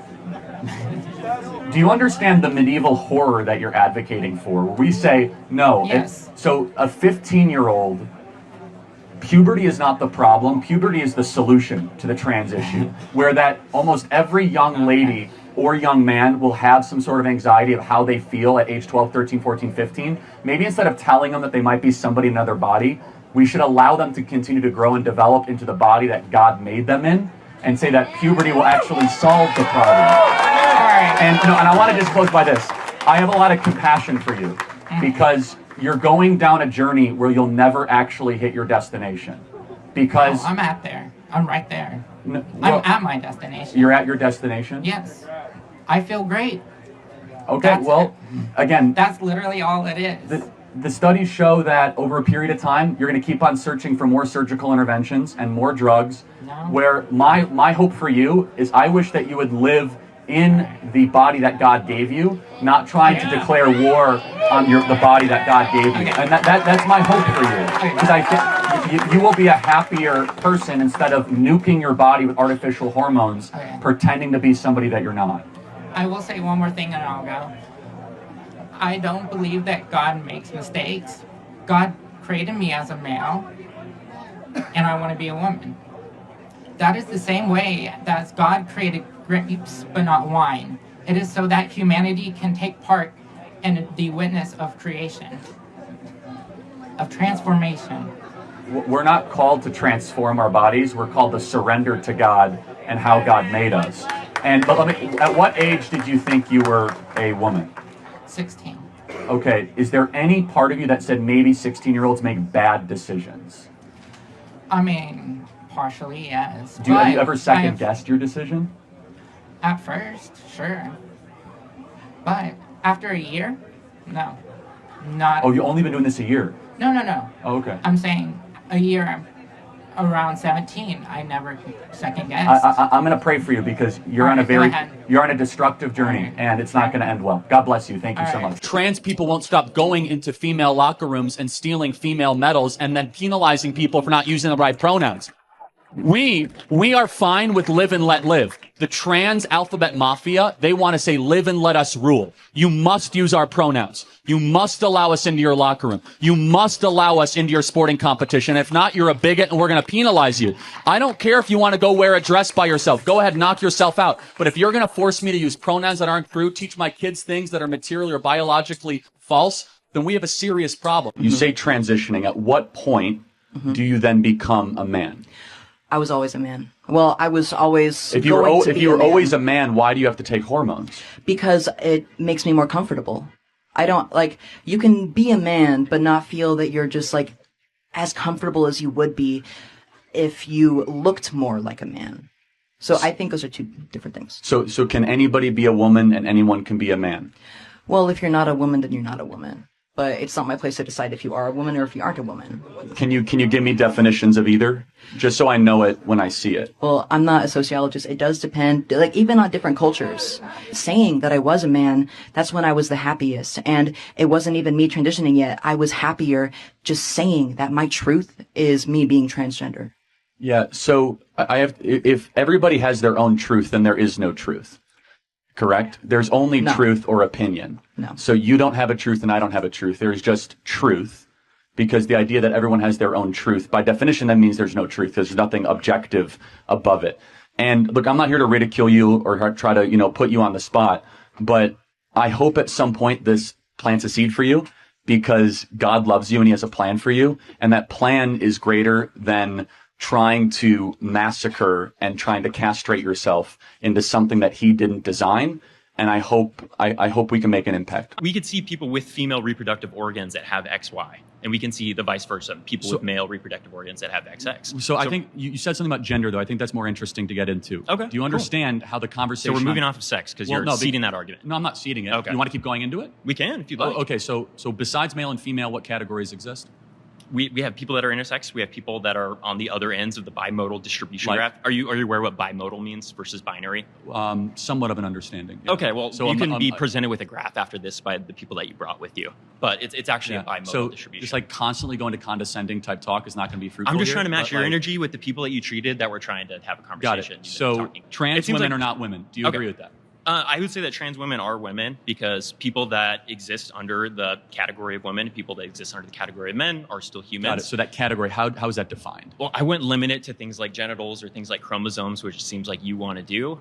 What type of genitals would you say I have since you're so obsessed with genitals? I'm not obsessed with genitals, but I could do a blood sampling right now and I could see exactly what you are because every single one of your trillions of cells are either coded with XX or XY, no matter how much surgery or whatever. I think that you are man, but you could fool me. You could take hormones. You could play camouflage. Like I could fool you to be Hispanic if I had the right Hollywood makeup director. That doesn't mean that you are the thing, though. But you're going from an objective biological perspective, which we've already talked about with sex. I'm talking about a social construct or a social utility. Yeah. So like if we were at a restaurant, right? I'm sitting down you're a man, and I'm sitting down at the table, and you're telling the waiter, "Hey, I want to go sit with blank." What would you use? With you? He doesn't know my name. Yeah. Well, so I'm sitting over there. That guy. Yeah. Yes, correct. That guy. You're going to typically use he or him, or you're going to say that guy, like you just said. Correct. Because you're ascribing the male gender to me based on my performative characteristics. I say I could be an error. Maybe you are a biological woman. And then you'd correct yourself, right?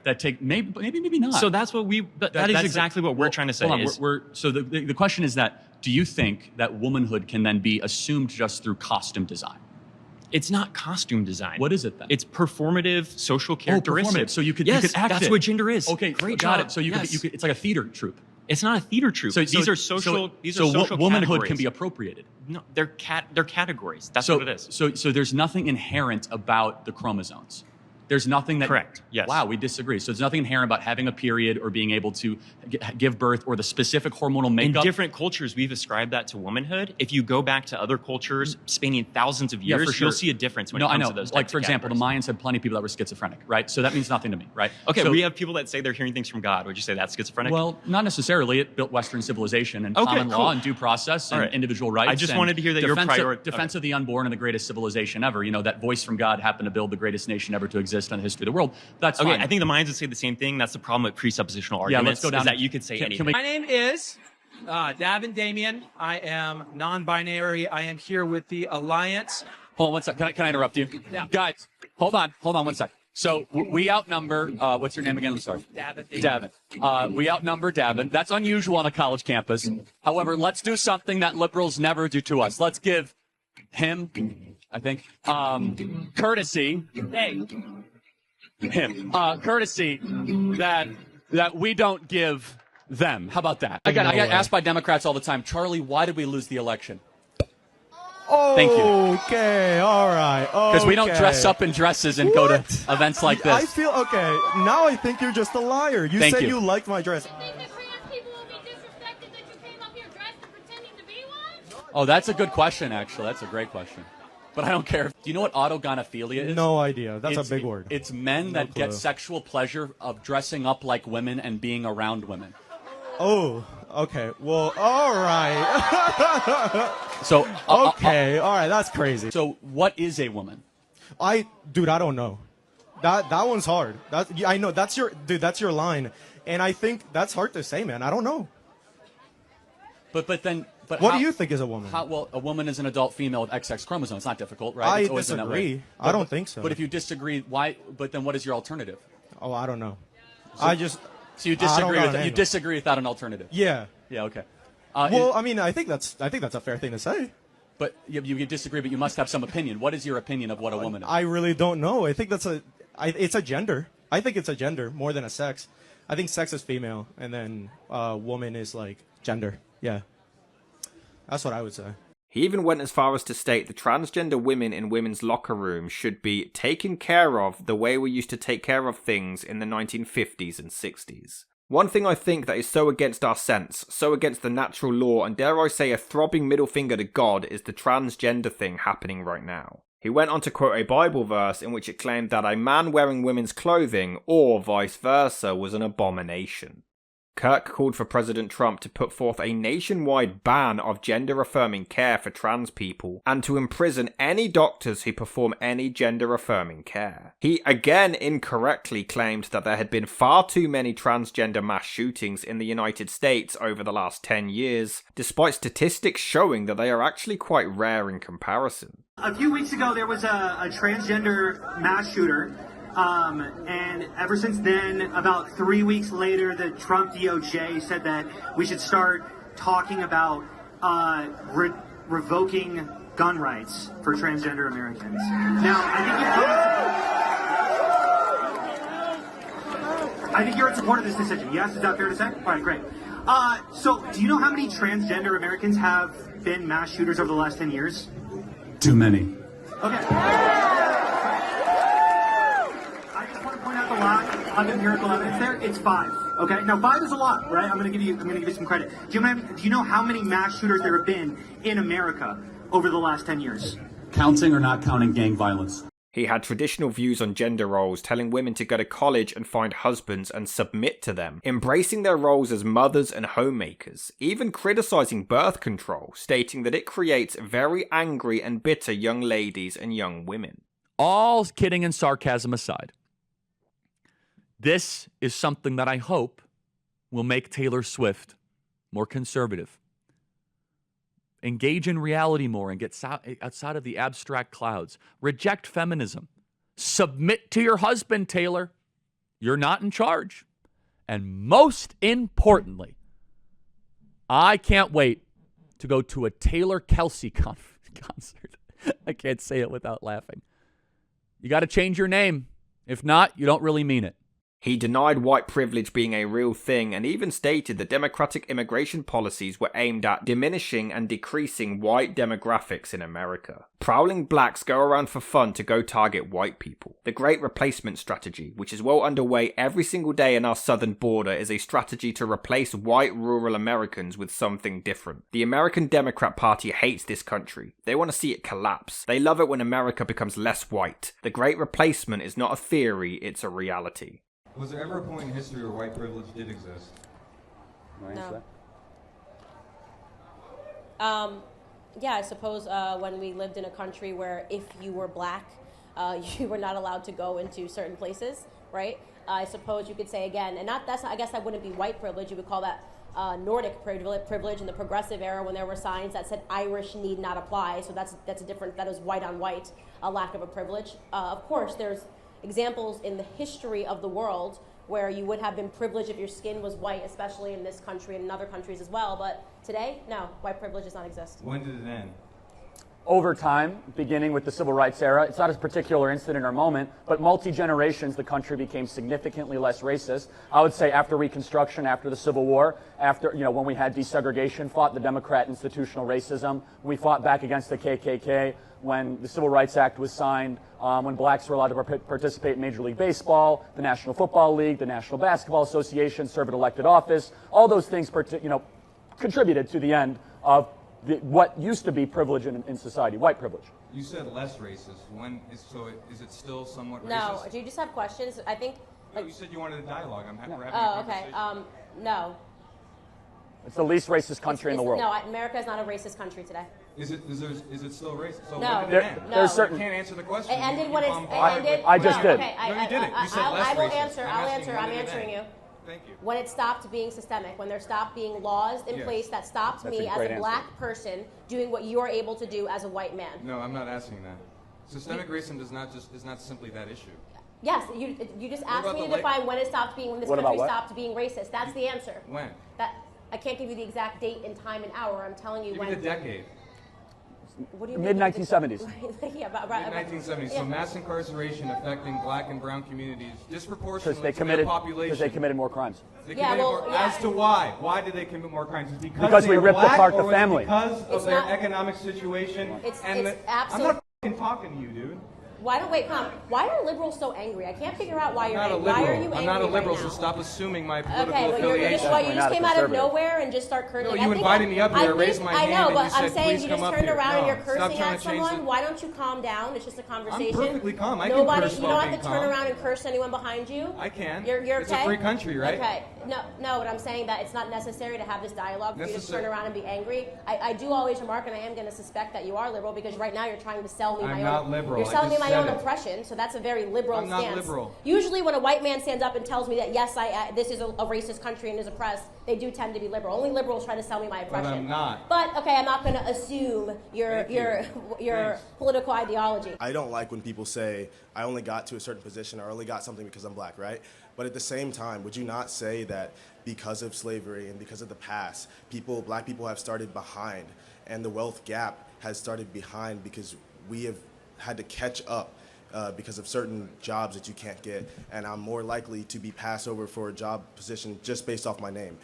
So what would you say to that? Respectfully, no. In fact, I think that, is there anything that I can do as a white man that you as a black man cannot do in this country? No, I don't think, that's not what I'm saying. What I'm saying is like... The legacy of slavery? The legacy of slavery, I think we as conservatives reject this idea of intergenerational, holding people back intergenerationally. We're all individuals that can make decisions, and look at you. You're obviously doing very well as a black man in this country and as someone who wants to serve our country, which is amazing. I would love it if you could just name 2 black Republican senators. Well, there is one that I know of, Tim Scott. Yeah, can you name a second one? I'm not sure there is a second. Maybe you could correct me if I'm wrong. No, there's not. No, there's not. Yeah, no, so it's no. a trick question. Yeah. How about this? Can you name me the only black Supreme Court justice? Actually, there's 2 of them. Well, it's not a trick question. It's a question to try to prove a point. So other than What's Byron the Donalds, point? can you name another Yes, black Republican congressperson? Yeah, Wesley Hunt. Okay. Do you know what the percentage of black Republican representation in the Republican side of Congress is? Do you know what that number is? It's not very high. It's not very high. No, it's about a fraction of a fraction of a single hold on, percent. Okay, Yeah. that's interesting. No, but I'm curious because I've heard you in other videos. You say, what's the total black population of the United States? It's roughly 13%. So yeah. 13 to 14% of the constituents are represented by 0.001% on your side. Native Americans are not allowed to own private property on reservations. All native land is held in federal trust. Why do I never hear you speaking up for indigenous rights, Charlie? Well, it's a little too accusatory, but I do speak up for the best of Native American culture. You know what the first thing needs to happen? The obliteration of the Bureau of Indian Affairs and redo it in a way that actually represents the best interest of Native and Indigenous people. There's a huge alcoholism problem on reservations. Here's the biggest problem I have. The Native American reservation, Natives were treated terribly 150, 100 years ago. We did the worst thing we could have done. We gave them endless government benefits, and they've grown addicted to the government. Sure, I have no problem with them owning land. Yeah, sure. Yeah. You're right. I also don't talk about the book of Habakkuk very often, right? So there's a lot of things I don't say. Do you understand that as a white man, you do not have to apologize for being white? You just have to acknowledge the racism that happens around you. That is all. What racism happens around me? Let's say that a racist police officer shoots me. All you have to do as a white man, you don't have to get on the internet or on Twitter and say, I'm sorry for being white, which you should at least acknowledge the racism that happens around you. Well, yeah, if an individual act of racism happens. That is just taking accountability for what happens around you. Hold on. Do you know that a black person is 18.5 times more likely to shoot and kill a police officer than a police officer is to go and shoot an unarmed black man? But is that the question that I asked you? No, you asked a hypothetical about if I'm going to take accountability for a racist police officer. So again... But man, you don't understand, if I inverted it on you, would you take accountability for all the blacks killing police in America? That was funny. No, would you? Why don't you take accountability for all the blacks killing police in New York? You support black-only dormitories. I mean, I would probably live in one, but I mean, that Wait, so you don't want to live with white people? I didn't say, I mean, I didn't say that. But, I mean, it's kind of hard. Sometimes, like, I have a lot of white friends or whatever, but sometimes, I mean, it's hard to fit in here when you go here and you're a different color. I mean, it's not hard to... Would you support white-only dormitories? It's some around here. Not many black people go here, so it technically is white-only if you think about it. No, it's not. No, I mean, let me ask you another question. I don't think anybody here would... Oh, well, some people might support that. I mean, I never said I supported any only kind of thing. No, that's why I'm asking, right? I think that, Do you support white-only dormitories? Absolutely not. I think it would be racist. It's preposterous. I believe that. And guess what? Black-only dormitories are racist, too. I mean, I guess so. I might live in one if I could, but I can't, so... Black-only graduation ceremonies are the least of our problems, least of yours. Do you think that you'll be able to go to a HBCU and have this same turnout and have these same people? Let me tell you. I would hope so, but I mean... So what would you say to them? But here's the thing. I'm sorry, what? What would you say to a room full of black people about critical You know what I would race say? theory? I'd say your skin color means nothing. You're made in the image of God. You're right. But, I completely agree. You brought the N-word up first. I didn't. No, I didn't. No. You specifically said, name me an instance of the N-word. No, I said black people can say things that white people can't say. Of course that's true. But that's automatically implying that one word. It's more than that. But let me just kind of build this out further. What is it then? There's a lot of things black people can say. Explain it to me. You want me to give you more examples of things? Yes. Black people are allowed to talk about black culture in a way that white culture cannot. For example, black people can go up and say that there's a baby mama problem in black America, and white people are not allowed to say that. Oh, I just did. So what are you going to do, cancel me? Black people are allowed to say... I'm a grown man. I got way too much to worry about. Black people are allowed to say that there is a systemic fraud issue within the PP loan application in black America. Black people are much easier to be able to say that black individuals, despite being 13% of the American population, commit 55% of the murders. If most white people say that at a job, they would get fired for being a racist. I don't care because I say whatever I want. So black individuals have much more intellectual public freedom than white people do. If a white person were to come up and say, black America really needs to get its act together and stop sleeping around all the time, and it needs to actually have why would you because it's true. Hey, my name's Blair. Just got a question for you here. How do you feel about the black community receiving reparations? I'm against that. Yeah. Okay. Well, why so? Well, first of all, what is the black community? So, for example, do you mean like recent immigrants from Haiti or Nigeria? I do not. No. Okay, for sure. So you're meaning like ancestral descendants of slaves. Correct. That could be proven with documentation. Absolutely. Right? Okay. So to be consistent, do you believe that other groups that have been mistreated in America should also receive reparations? What are those other groups?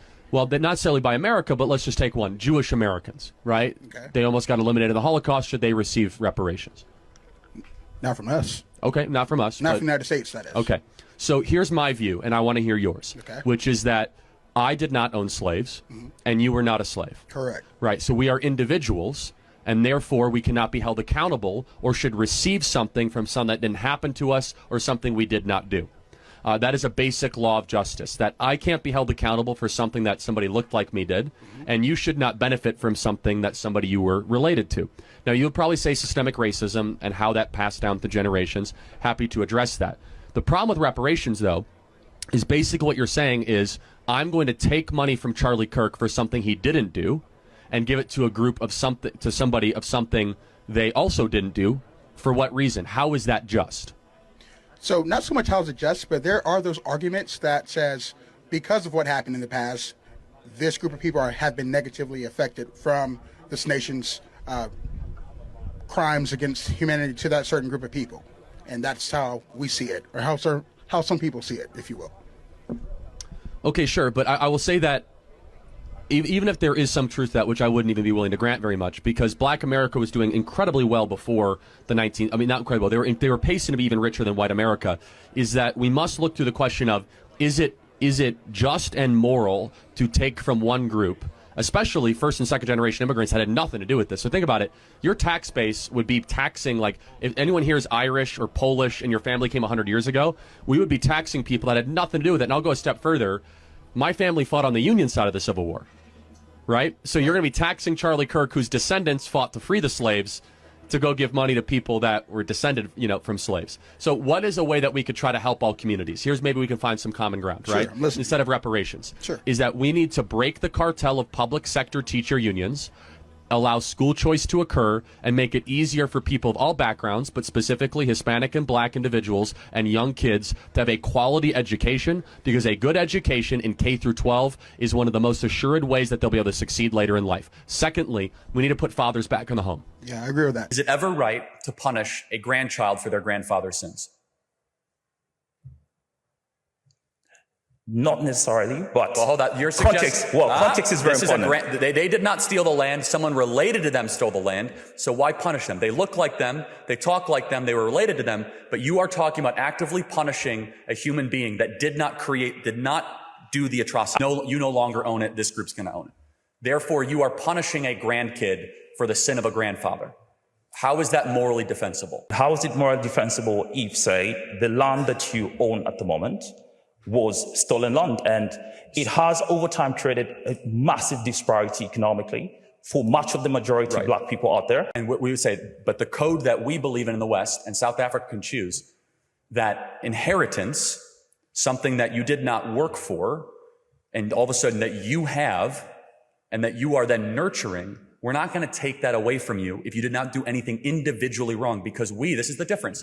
We believe in individual-based, not collectivist group-based politics. Fine. The question is then what to do. And a general rule that has worked in America, and I'll kind of repeat my point, is the group, whomever it is, if they have a mentality and a mantra that is about creation and not about resentment, will succeed. What can I do that you can't do? Name it. Okay. No, seriously. What can I do that you can't do? That's a slippery slope. No, it's not. I don't know why. Very simple. Back in 1940, you would have been able to answer that question. Well, Charlie, there's a bathroom over there that I can't go to. There's a major league team. I can't walk into the grocery store and get the same looks that you do. I walked into Brookshire Brothers a couple of weeks ago when I was looked at. That's an insanely hyper-paranoid way of living life. But that's not evidence, right? Charlie, do you think black people are not as smart or competent as white people? Perfect. So they should, in theory, then be equally represented in positions of power. Hold on. So, have you ever read Discrimination and Disparities by Thomas Sowell? Do you only read Thomas Sowell? You've quoted him like 3 times. I haven't read that. No, I read a lot more than Thomas Sowell, but I'm happy to. Thomas Sowell's the only intellectual with the courage to go after like these core issues of why Black America has fallen behind and why no one actually has studied it. So let's just give a great example. When you don't have a father in the home, the amount of words that a child hears goes down by 60 to 70%. The amount of words that a child, I don't know if you're a mother or not, or plan to be. Okay, no, it's an important point. The amount of words that an 18-month-old hears is highly predictive of IQ, verbal development. Okay, so that's simple. When you don't have a dad in the home, the mom is overwhelmed, and there's just less interaction with the child. That's all fine. Okay, so we agree. I'm just saying that's not because of racism. That's true. No, that's fine. That's good. No, I know what you meant. But you have a father in the home. All of a sudden, they hear thousands of more words a day, and they're like way further ahead of a single mother raising a child. That's not racism. Okay, so dads are good. Yes, great. You call me a white supremacist. What evidence do you have that I'm a racist? I was just literally watching a video of you talking about whiteness as a whole, talking about whiteness as a concept, okay? And you were trying to explain how white privilege doesn't exist. Correct, it doesn't. You are a white man. How do you know? What can a white person do that a black person can't do? Black applicants to jobs are 50% less likely to get jobs if they have a black-sounding name. That's not even close to being true. That's not even close to being true. That is a literal... in fact, it's the opposite. I'm not going to argue your lived experience. I'm not going to... No. See, now you have to listen to him under your rules because a black person is going to say you're wrong. I am. He can say I'm wrong. I know. Come on up to the mic. I know. I read your. My name's Keemon Dixon. I have a really black name. Please tell me how 50% of my internships have been denied when I've worked for Senator Mike Lee, Mayor Trent Sachs, Speaker Mike Schultz. Hold on. I worked for a Congressman, Burgess Owens. I've actually worked on his campaign. I've worked on the campaigns of John Huntsman Jr. Please tell me how my black experience and my black name has not given me. Go ahead. So, are you allowed to make fun of white men or black people more easily in America? You shouldn't do either. Which one will get you fired? Making fun of a black man. Okay, so, but what if you make fun of a white person? Will that get you fired? It could get you fired too. Probably not. Actually, it'll probably get you a professorship at your local university. Kirk incorrectly stated that 7.2 million illegal immigrants entered the United States under Joe Biden's 2021 administration, despite this number being more than the population of 36 different states. Wouldn't it be a better solution to just like legalize like the labor of like even like illegal immigrants and just make sure like they have to get paid as much so that they can't be exploited? No. Why is that? Well, send them back to their country of origin if they're here illegally. People are saying, "Oh, I'm claiming asylum from Mexico. Why? Because of cartel violence." Like, okay, can I claim asylum from Chicago because of gang violence? I mean, we're equally as dangerous of a country as Mexico now, in our inner cities. So we're not exactly one to like give people asylum. I'm not convinced that that's true. In downtown Chicago, downtown Baltimore. Okay, well, you could just move out of Baltimore. You could just go to a different part of the country. I agree, but you would get shouted down by a lot of inner city blacks that say that, you know, they don't have the capital or the resources to leave Baltimore or Chicago, right? And that's where they live. Telling people to leave their home is like a really cruel thing to say, I think. Yeah, honestly. that it. But yeah. Secondly, yes, I think that even if you gain the refugee status, you should go home. Yes. But what are we losing by bringing more people in? Well, first of all, wages go down, our social services get overflowed, crime goes up, and you lose you lose a common American identity. And that's not a racial thing. You lose when you bring in millions of people that don't share the same American story and they all speak different languages, you're a nation of strangers. You need time for assimilation, and we don't have that. More people speak Spanish than English in the state of California. So do you think we should I think we should have more people learn Spanish because being bilingual is good mentally. I'm pretty sure there's not much evidence that like crime actually goes up and social services are being used a lot by like illegal immigrants. Have you seen what's going on in New York? They're literally overrunning schools because they don't have the social services to fit all the illegals that are coming into the country. They're overrunning school districts, overrunning hospitals. Number one, a government exists to represent its citizens. It does not exist to solve the problems of foreigners. That's nice once you solve your own problems. And so you must put your own people first. No, you should close the doors and say, you're welcome into this country if and when we solve our problems here domestically. If somebody is in danger, they're allowed to come to America. Would you be okay welcoming in 500 million people into America? That's why we should implement the system to understand each you gotta person's answer. case. Do you think 500 million people would be too many people? 500 million, I don't even think that would fit the United States. I agree, and that's the point, is that if everyone all of a sudden declared that their life was in danger, we'd have to let in like all of Nicaragua, all of Honduras, almost all of Venezuela. The standard all of a sudden starts falling apart.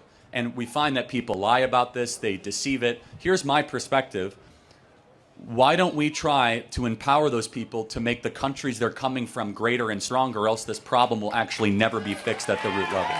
Does that make sense? It does make sense, and I wish it was that easy. So, for instance, I am part Peruvian, and in Peru, so they were having a presidential election, and the president who was going to win was better for the country and would help out a lot more. But since it's corrupt, they made the other president win. They sent him death threats, nearly almost killed him. He had to fake his death and leave, and they jailed her. They jailed her completely, and they let the guy win. That is why it's corrupt. It's hard to fix a country when there's no help towards it. So Peru they were rooting for the good president. They were rooting to build their system back up. But the other president, it was rigged. It was completely rigged. So does it make it better or worse if millions of people leave that country? For Peru. Can you, like, what do you mean by If leave? Like, 3 come to million the people US? left Peru, does Peru get greater or weaker? Stronger or weaker? Neither. I mean, it's in a weak state right now. Right. I mean, it's pretty obvious. I'm trying to even say that mass immigration is bad for everybody. It's bad for America, and it's bad for the country that people are leaving from. The only difference is that they send back American money through remittances that actually subsidize this entire thing. Let me ask one final question. If somebody comes into America without invitation and they are illegal, what do you think the penalty should be? I think it's humane to look at their case and why they had to leave everything they've ever known. We believe that we should send them back to their country of origin. But despite his controversies and claims that Charlie Kirk was racist, others have doubted this and maintain that he wasn't. Originally, Crystal Clanton worked for Turning Point, and Kirk stated, "Turning Point needs more crystals, so does America." However, a year in, she allegedly sent some text messages saying, "I hate black people. Like, fuck them. I hate blacks. End of story." And Kirk fired her on the spot. You're not a racist. As often as I've been around you, you've never said anything that has been racist. But the left, they constantly say that you're racist. And if we don't talk about the problem that they're trying to create, it will never go away. What I was saying, and I think you'd agree, I'm exhausted with talking about race all the time. I'm happy to also push back on like who's actually the ones that are being racist, and the people that are pushing black-only dormitories in America, that's racist. Exactly. Right? The people that are saying that we should have value on skin color and not content of character, that's racist. So I'm just exhausted about talking about it all the time, honestly, because I feel as if when you focus on those issues, like, man, we're just constantly talking about what divides us, right? Exactly. But it's only the left that's constantly pushing that. They're constantly pushing it, and I get it all the time. How is it that coming up in Chicago, East Garfield, and coming up in Cabrini Green, can you tell me how is it that coming from a city like that and getting to a place where we came from a single-parent home to a no-parent home, can you tell me how is it that I was able to get married, which in June I'll be married 24 years. I have a 23-year-old son and a 21-year-old son, got through school, got a degree, went back and got another one. Can you explain to me how systemic racism kept me from doing that? It doesn't. Systemic racism didn't, because every person can make good decisions and flourish in this country regardless of the color of their skin. So then, how is it that somebody like me did it, though?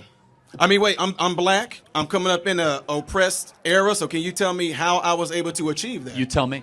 Well, from what I'm being told, it's because I was lucky. It was probably hard work, good decisions, maybe a pastor or a mentor that gave you good guidance. So then why is it so hard for everybody else to look like me to understand that? You ask them. Trying to. Despite this, he infamously stated that the civil rights movement actually made life worse for the African American community, and that it was a huge mistake which was turned into an anti-white weapon. He blamed single motherhood in the Chicago black community as the cause for the gun violence, claiming that it was due to the broken culture and absence of a father figure. While he initially praised Martin Luther King Jr. as a hero, he later called him awful, not a good person, and claimed that he was only admired for saying one thing he didn't actually believe. He claimed that King was praised as a hero, but during his life he was mostly hated, calling him just a man, a very flawed one at that, a mythological anti-racist creation of the 1960s. He was against schools teaching children about racism, opposed Juneteenth Day, which is a day to commemorate the end of slavery, and also lambasted Representative Sheila Jackson, who denied graduating on affirmative action. If we would have said 3 weeks ago, Blake, if we would have said that Joy Reid and Michelle Obama and Sheila Jackson Lee and Ketanji Brown Jackson were affirmative action picks, we would have been called the racist. But now they're coming out and they're saying it for us. They're coming out and they're saying, I'm only here because of affirmative action. Yeah, we know. You do not have the brain processing power to otherwise be taken really seriously. You had to go steal a white person's slot to go be taken somewhat seriously.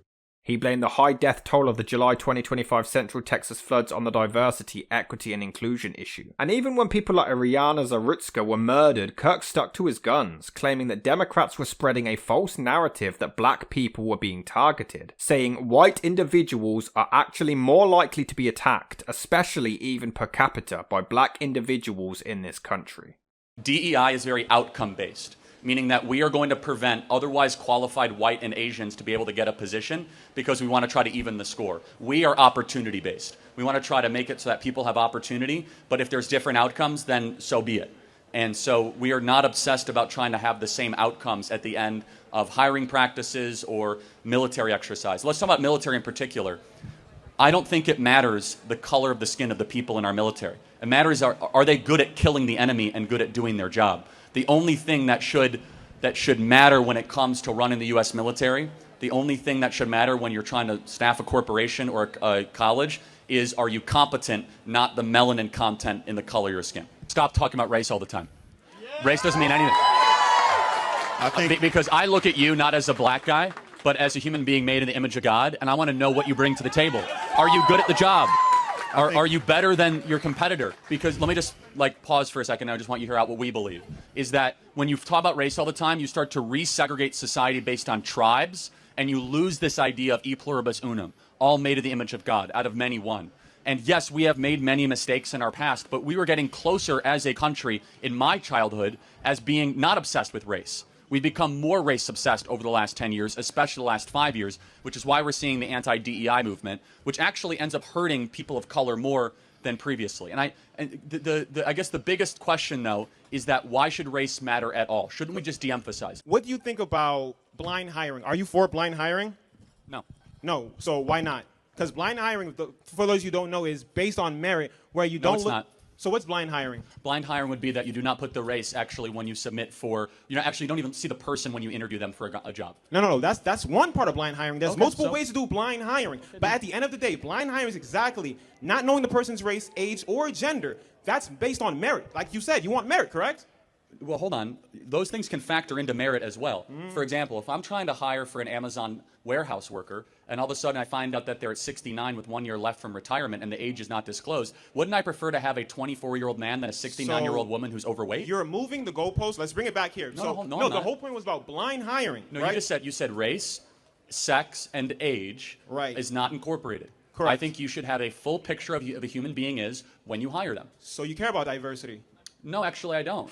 Why? Because that's basically merit. You're focusing solely on merit. You said you want meritocracy. Just to be clear, if diversity happens naturally through meritocracy, great. If all of a sudden we have people that, it's not. DEI is by force. So let me explain that. No. Go ahead. I got to interject. Go ahead. DEI is that we are going to forcibly make an institution more colorful. Right. We're going to forcibly make an institution more black. Where if all of a sudden, if half of Texas A&M was black because it was all on merit, praise God, that's an amazing thing. It doesn't matter. If all of a sudden, for example, if the NBA is 75% black because it's on merit, great, terrific. If the NFL is half black because on merit, we don't want to force race. We want excellence and meritocracy over race in every possible circumstance.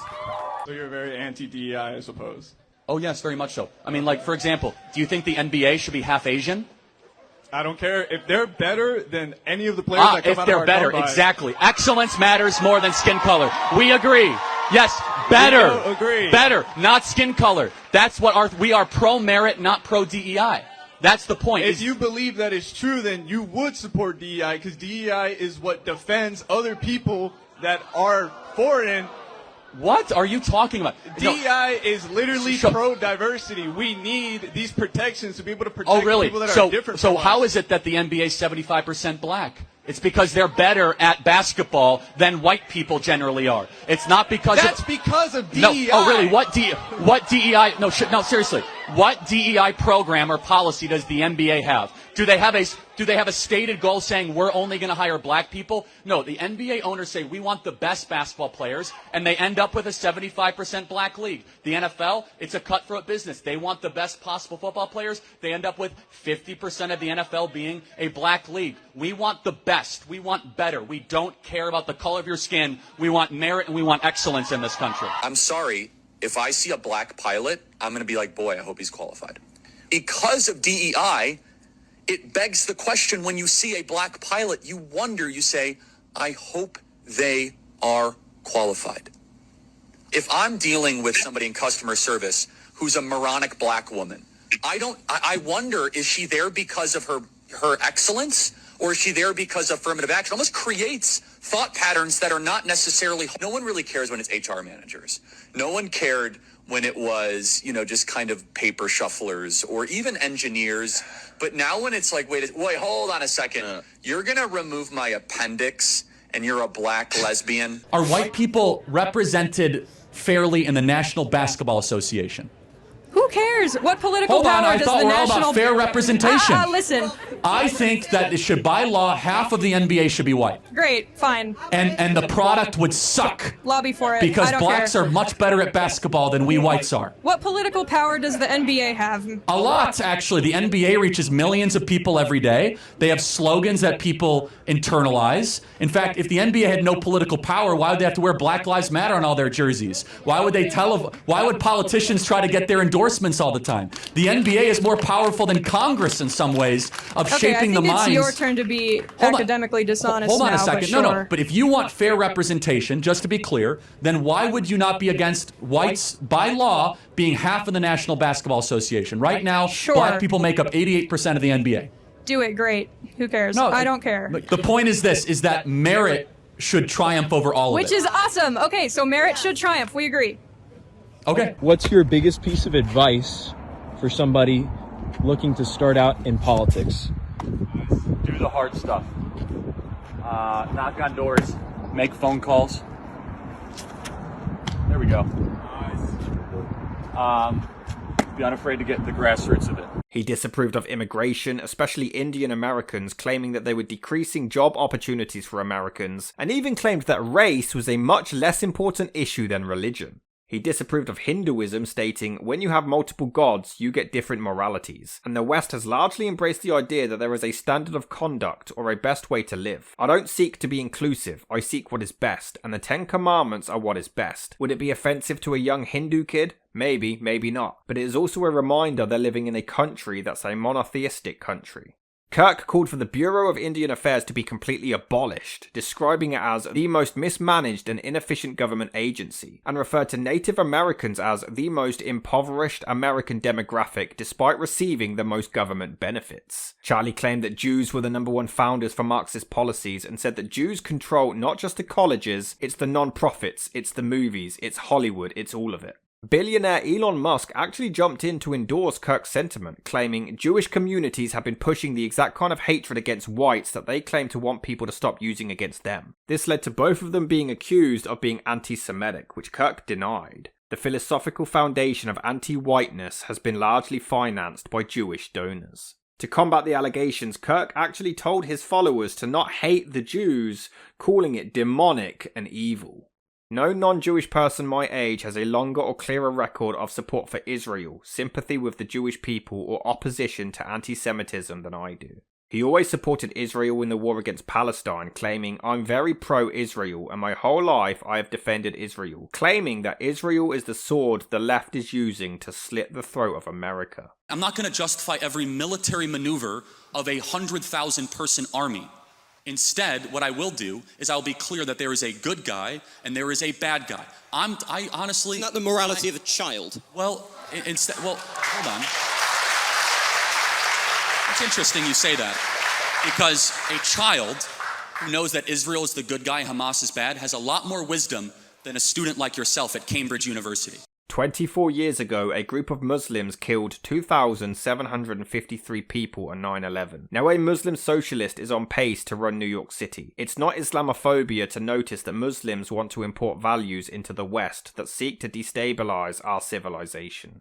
He demanded for all immigration to the United States to stop, claiming incorrectly that Haitians in Springfield, Ohio were eating wildlife and the pets of the locals. He campaigned to have force used at the Mexico border, including tear gas, rubber bullets and whips to stop people coming in, claiming that they were bringing the force upon themselves by entering illegally. He also claimed that those are the men that will go into your communities and break into your homes and rape your women, take your children. But hey, they're dreamers. Incorrectly claiming that the majority of crimes were carried out by immigrants, which was also disproven. He called United States Representative Ilhan Omar a terrorist sympathizer and called for her to be deported, which he also said to Mehdi Hassan, calling him a neurotic lunatic. Who is that guy? Send him back to the country he came from. Holy cow. Get him off TV. Revoke his visa. All for sharing his views on the COVID-19 pandemic. He blamed Hamas for the deaths in Gaza, but denied Israel starving Palestinians, and even claimed that Palestine didn't even exist. I find it so interesting that everything that Israel does gets so hyper-examined through this lens that no other country ever gets held to the standard of, ever. Nobody does anything like Israel. With Palestine, yeah. You believe that no other country does what Israel does? With Palestine, yeah. Really? Yeah, who else? Tell me. You think that I want you to just pause. You think that from the African civil wars... Has anybody done anything worse to the Palestinians more than Israel? Yeah. Yeah, a lot of people have, actually. Like the internment camps throughout China for the Uyghur Muslims, or the North Korean open-air concentration camps. Well, basically, they didn't commit genocide. They didn't want ethnic cleansing. But let me just close with this. Right? And this is not your... What's your name? Yusuf. Yusuf, this is not your fault, but it is an intentional provocation, and I find it to be repulsive, not you, but generally, the overuse of the word genocide.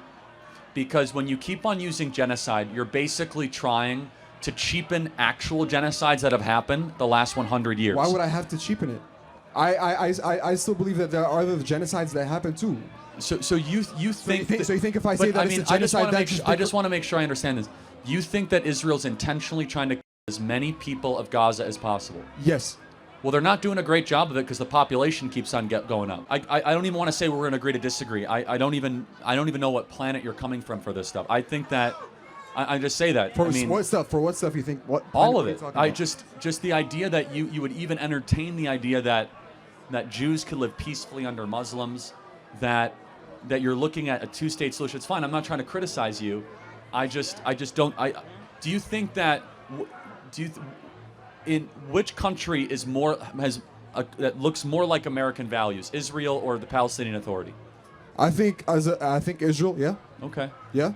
And so you say a two-state solution. What in conclusion would that look like? That would conclude that the Palestine would have the right to exist, and they would have the right to govern themselves, and why can't they be part of Jordan? Why would they be a part of Jordan? What is the national identity of Palestine? Educate me. Palestinians.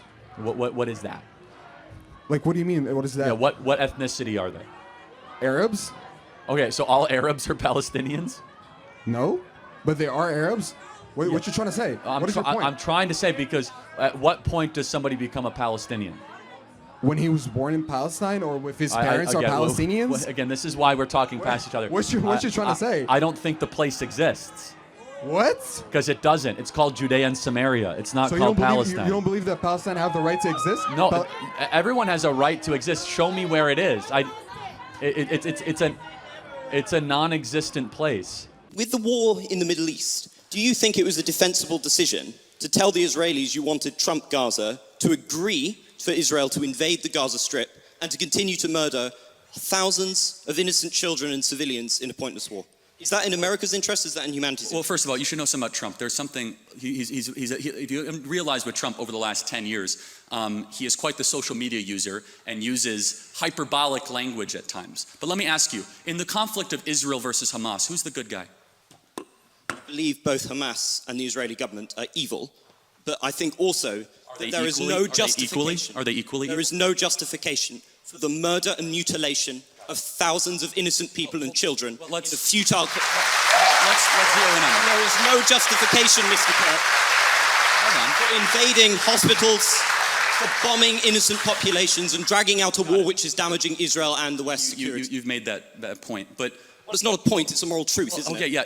It was also a moral truth that the war started because 1,300 Jews were killed and 200 were taken hostage. And when you declare war on Israel, expect a firestorm in reaction. Let me finish, I let you talk.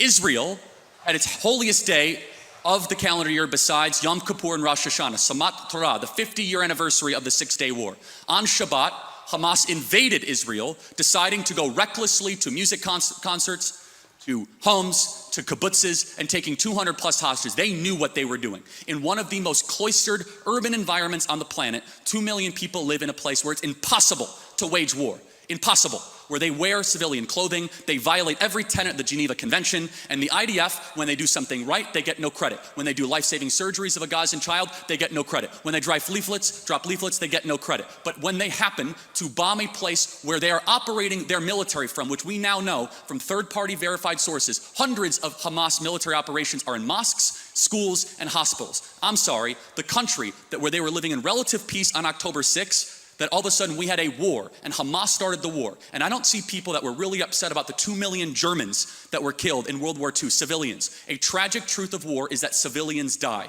I don't like it and you don't like it. And they brought it upon themselves. The only operation and entity to blame is the leadership of Hamas, not the Israeli government, for fighting this defensive war after they were invaded. He spread a baseless conspiracy theory that the Israeli government knew that Hamas was going to attack, and that Benjamin Netanyahu allowed it to happen to remain in power. He blamed the Chinese government and drug cartels for the opioid crisis in the United States, saying, "Almost nobody in this audience has a friend that you've lost to the Russian government, but you do have a friend or a family member that has died because of the cartels and the Chinese Communist Party, with the fentanyl coming into our communities." He supported Russia in the war against Ukraine and even opposed the United States sending arms to Ukraine or even financially supporting them. We were against it with Biden. Why would we be for it now, unless it gets us to a peace settlement? Israel versus Hamas, good guy versus bad guy. Russia versus Ukraine. Who's the good guy and who's the bad guy? Both are bad, one is worse. Which way round? Russia is worse than Ukraine. Okay, so why haven't we pursued that? What do you mean? Well, it seems to me that in the whole of the current US proposition, that Ukraine is being the bad guy. In what way? We funded Ukraine upwards to $200 billion. Absolutely, but... We just signed a mineral deal with Ukraine, not Russia. Yeah, but you are expecting Ukraine to give up 20% of its territory to someone who invaded it. Well, is Crimea part of Russia or Ukraine? Ukraine. That's where we don't agree. Well, I'm afraid that's part of international treaty. That's not up for grabs. Well, it's interesting. I mean... That's hold on. I mean... America signed the agreement that gave Ukraine Crimea. Right. When the Soviet Union ended. Right. It was done. First of all, it never should have been done. It was largely ceremonial. No. But however, it was annexed under Obama. Yes, and it was a mistake. And it should be given back to Russia as a sign of good gesture to end this conflict. Okay. Who's currently controlling Crimea? Where was the Russian Navy headquartered in World War II? Where was the end of World War II? Son? This is very important. I'm not doubting that. I'm just saying that if we're being logical on what has happened, that you are now arguing against that flow. And I don't understand it. Because actually, why is Ukraine the bad guy? No, I said they're bad. They're not the bad guy. Yeah, well, you said... They were both bad, but one was more bad. Correct, yes. So why is Ukraine bad? Well, there's a lot wrong with Ukraine. First of all, they're not a democracy. Zelensky refuses to hold an election. Well, no, he can't hold an election. Oh, wait, did Churchill hold an election during the war? Because under his constitution... Hold on, Lincoln held an election during the war. That's not true. He can call an election. He can call a snap election. He's full dictator of the country. No. Because he knows that the people of Ukraine would kick him out immediately because he's deeply unpopular. In fact, if he wanted to show a statement to the world, he would call an election and win by 80% and say, see, I'm super popular. So that's number one. I have a problem with that. I have a problem with a person being propped up as a government we're sending $200 billion to that refuses even to face his voters. Okay, I can't agree with you factually on that at all. Okay. I mean, constitutionally, Ukraine is not able to hold an election because it's under military law at the moment, and that's just a matter of fact. Again, he can, as a prime minister or president, he can do whatever he wants. He can't. Okay, all right, we're going to just go back and forth. He can't sign an executive order and change their constitution. Okay. Neither can the American president either, so hopefully there's a better... He could even do a ceremonial election to see where he actually stands with the people. I think we call those opinion polls. Yes, and they're very negative. He blamed the war on Ukrainian President Volodymyr Zelensky, calling him a CIA puppet who sent his own people to a senseless massacre and who had no interest in ending the war. Kirk claimed that Ukraine should simply stop spending time on a war that they know they can't win, and even issued an apology to Russia saying, "Very few Americans want war with you." He claimed that America was wrong for viewing them as an enemy, and that the US border issue was much more important than the war with Russia. "I want every Republican leader to call what's happening on the southern border an invasion because 2 million people waltzed into our country last year." He denied climate change, called global warming a hoax, saying there was no evidence to confirm it despite many scientists calling this an inaccurate claim, even calling climate change complete gibberish nonsense. He denied evolution and claimed that everything Charles Darwin proved had been debunked, claiming that no scientific evidence can disprove the Bible, despite the discovery of many dinosaur fossils predating the Bible's stories and existence. But all of this controversy came to a head on September the 10th, 2025, when Charlie Kirk attended Utah Valley University in Orem, Utah for another debate. You love your children, I'm assuming? Well, hold on. I actually, someone, every day we get death threats, so this is not an abstraction, and I'm not leaving America. That makes sense, but because the United States, I mean, so it's actually very real. Every day someone says they want to murder me and kill my family. I'm staying. But has anyone genuinely ever, driven to your house, done a drive-by? I'm not going to get into the details, but plenty of people have been arrested trying to kill me. Around 20 minutes into the event at 12:23 p.m, during a discussion on gun violence, he was shot in the neck in front of 3,000 people caught on video. Kirk was rushed to hospital but was pronounced dead later that afternoon, just a month shy of his 32nd birthday, though many are convinced that he actually died instantly. It didn't take long for conspiracy theories to spread across the internet based on bizarre behavior from staff or his protection that day, or the fact that the killer was seemingly spotted on a rooftop and nobody did anything, or the bizarre reactions following his assassination. Donald Trump ordered for the United States flag to be flown at half-mast at the White House and all public buildings in his memory, and the following day he announced that Kirk would be given the Presidential Medal of Freedom, which was presented on what would have been his 32nd birthday. Despite one person being initially arrested, it was a mistake and they were let go, before 22-year-old Tyler James Robinson was also arrested 2 days later after the shooting in Washington, Utah. Initially, everyone blamed the left, believing that this was a way to silence the right, but it turned out that Tyler was actually right-wing, though he did have a transgender partner, which caused further speculation over his motive. On September the 14th, a public vigil in his memory was held at the John F. Kennedy Center for the Performing Arts, in which officials from the Donald Trump administration attended, as well as Republican House Speaker Mike Johnson, White House Press Secretary Caroline Leavitt, and Health and Human Services Secretary Robert Kennedy Jr. It was on September the 16th when Robinson was charged with murder, as well as a felony charge of a firearm causing serious bodily injury, 2 counts of obstruction of justice, 2 counts of witness tampering, and the commission of a violence offense in the presence of a child. But others were convinced that something more was going on, as it didn't seem like a regular assassination. Some believing that Tyler was actually innocent, or that he was set up and someone higher up was involved. Do you believe that Tyler Robinson murdered your husband? Yes, I do. Why do you think it is so hard for so many people to believe that reality? Because it's too simple. Again, everyone always has to think there's more to the story. Well, sometimes there's not. I've seen the autopsy report. I've seen our case pulled together. I've been in constant contact with our lawyers, the prosecuting team. I've seen it all.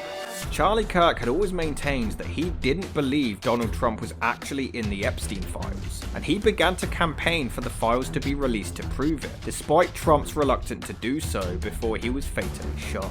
With the recent release of the Epstein files, do you believe that they could have been altered before they came out? And do you believe that the high-profile people that are in the files will actually be held accountable? Because I don't believe that they I'm going to will. do a quick answer because I answered it earlier. Administration's got to make it right. We deserve to have every single file released, unredacted, as President Trump signed the executive order. I'm cynical, though, that we're going to get everybody on the client list. I'm afraid it's all been destroyed. But this is one of the great cover-ups. We don't know how involved our own government was involved with Jeffrey Epstein. Foreign governments were involved with Jeffrey Epstein. We have a moral right to learn about it, and the administration's got to get that correct. Furthermore, some refused to mourn Kirk's death, such as police officer Julie Hines-Stream, who posted on her personal Facebook, "Empathy is now owed to oppressors. I don't feel bad. I refuse to feel bad for this man and the hateful things he stood for." She called him a racist, a sexist, and an anti-Semite, and that he campaigned for gay people like her son to be stoned to death. People on the right stuck up for Kirk and claimed that he was simply exercising his right to free speech. But despite this, anyone who spoke up against him or Trump was now ironically and hypocritically being silenced. Streeb's Facebook post caused a lot of backlash to the point that she was called a lunatic with a badge and a corrupt cop, leading to her being suspended and then subsequently fired. She was thrown homophobic slurs towards her son, and even though she ultimately removed her posts, she never actually took back what she had said. I've been a cop for 19 years. I believe that everybody should be treated fairly, and that's what I've done my entire career. And this one statement was completely just twisted. It's very frustrating. She claims that people started lurking outside her home and she had to install security cameras as they left abusive signs claiming that she supported Kirk's assassination. According to USA Today, over 100 people, including lawyers, doctors, first responders, high school teachers, and professors, were censored, suspended, or fired for comments regarding Charlie Kirk or Donald Trump, including talk show host Jimmy Kimmel. Freedom of speech no longer seemed to be a thing despite Kirk's whole motif. But what made things even more bizarre is the reactions not long after his death to those closest around him. In the days that followed, Donald Trump was questioned about Charlie Kirk's murder, and he didn't seem that fazed. How are you holding up over the last 3.5 days? I think very good, and by the way, right there, you see all the trucks. They've just started construction of the new ballroom for the White House, which is something they've been trying to get, as you know, for about 150 years. and it's going to be a beauty. It'll be an absolutely magnificent structure. And I just see all the trucks. We just started, so it'll get done very nicely, and it'll be one of the best anywhere in the world, actually. But the strangest reaction was from his widow, Erica Kirk. On September the 21st, just 11 days after her husband was publicly murdered, a memorial took place in Glendale, Arizona with 10,000 in attendance. People found it very odd that Erica very quickly came out to pyrotechnics and actually forgave Tyler for his actions already. Many described her reactions as fake and an acting performance. Made even worse when she continued his podcast and was laughing and joking just 2 weeks after his death. The Charlie Kirk show is not going anywhere. My husband's voice will live on. The show will go on. We will have rotating hosts, rotating casts, rotating people coming on. Some great people next week. Unbelievable. All of his socials that God has blessed us with, the people who follow those socials will go on. Nothing is changing. But I want to preface, we're not awkward. We're not like weird. We're not cringe. We're not going to be tweeting as if it's him. That's tone deaf and really disturbing, and anyone who does that's like more. She made questionable remarks about United States Vice President J.D. Vance, comparing him to her late husband, and despite political commentator Candace Owens trying to get to the bottom of what happened, Erica urged her to not investigate further. The podcaster Candace Owens, okay? At one time, a friend of Charlie's, at one time, an employee of Turning Point. She has been one of the main peddlers of these conspiracies, and she is making a huge amount of money on it. She is building her business off of these lies. What do you want to say to her and the other people that are putting these lies out into the world right now? Stop. That's it. That's all I have to say. Stop. It didn't seem, at least to most, to be a genuine reaction from a grieving widow, which only leaves his followers and the rest of the world seeking answers.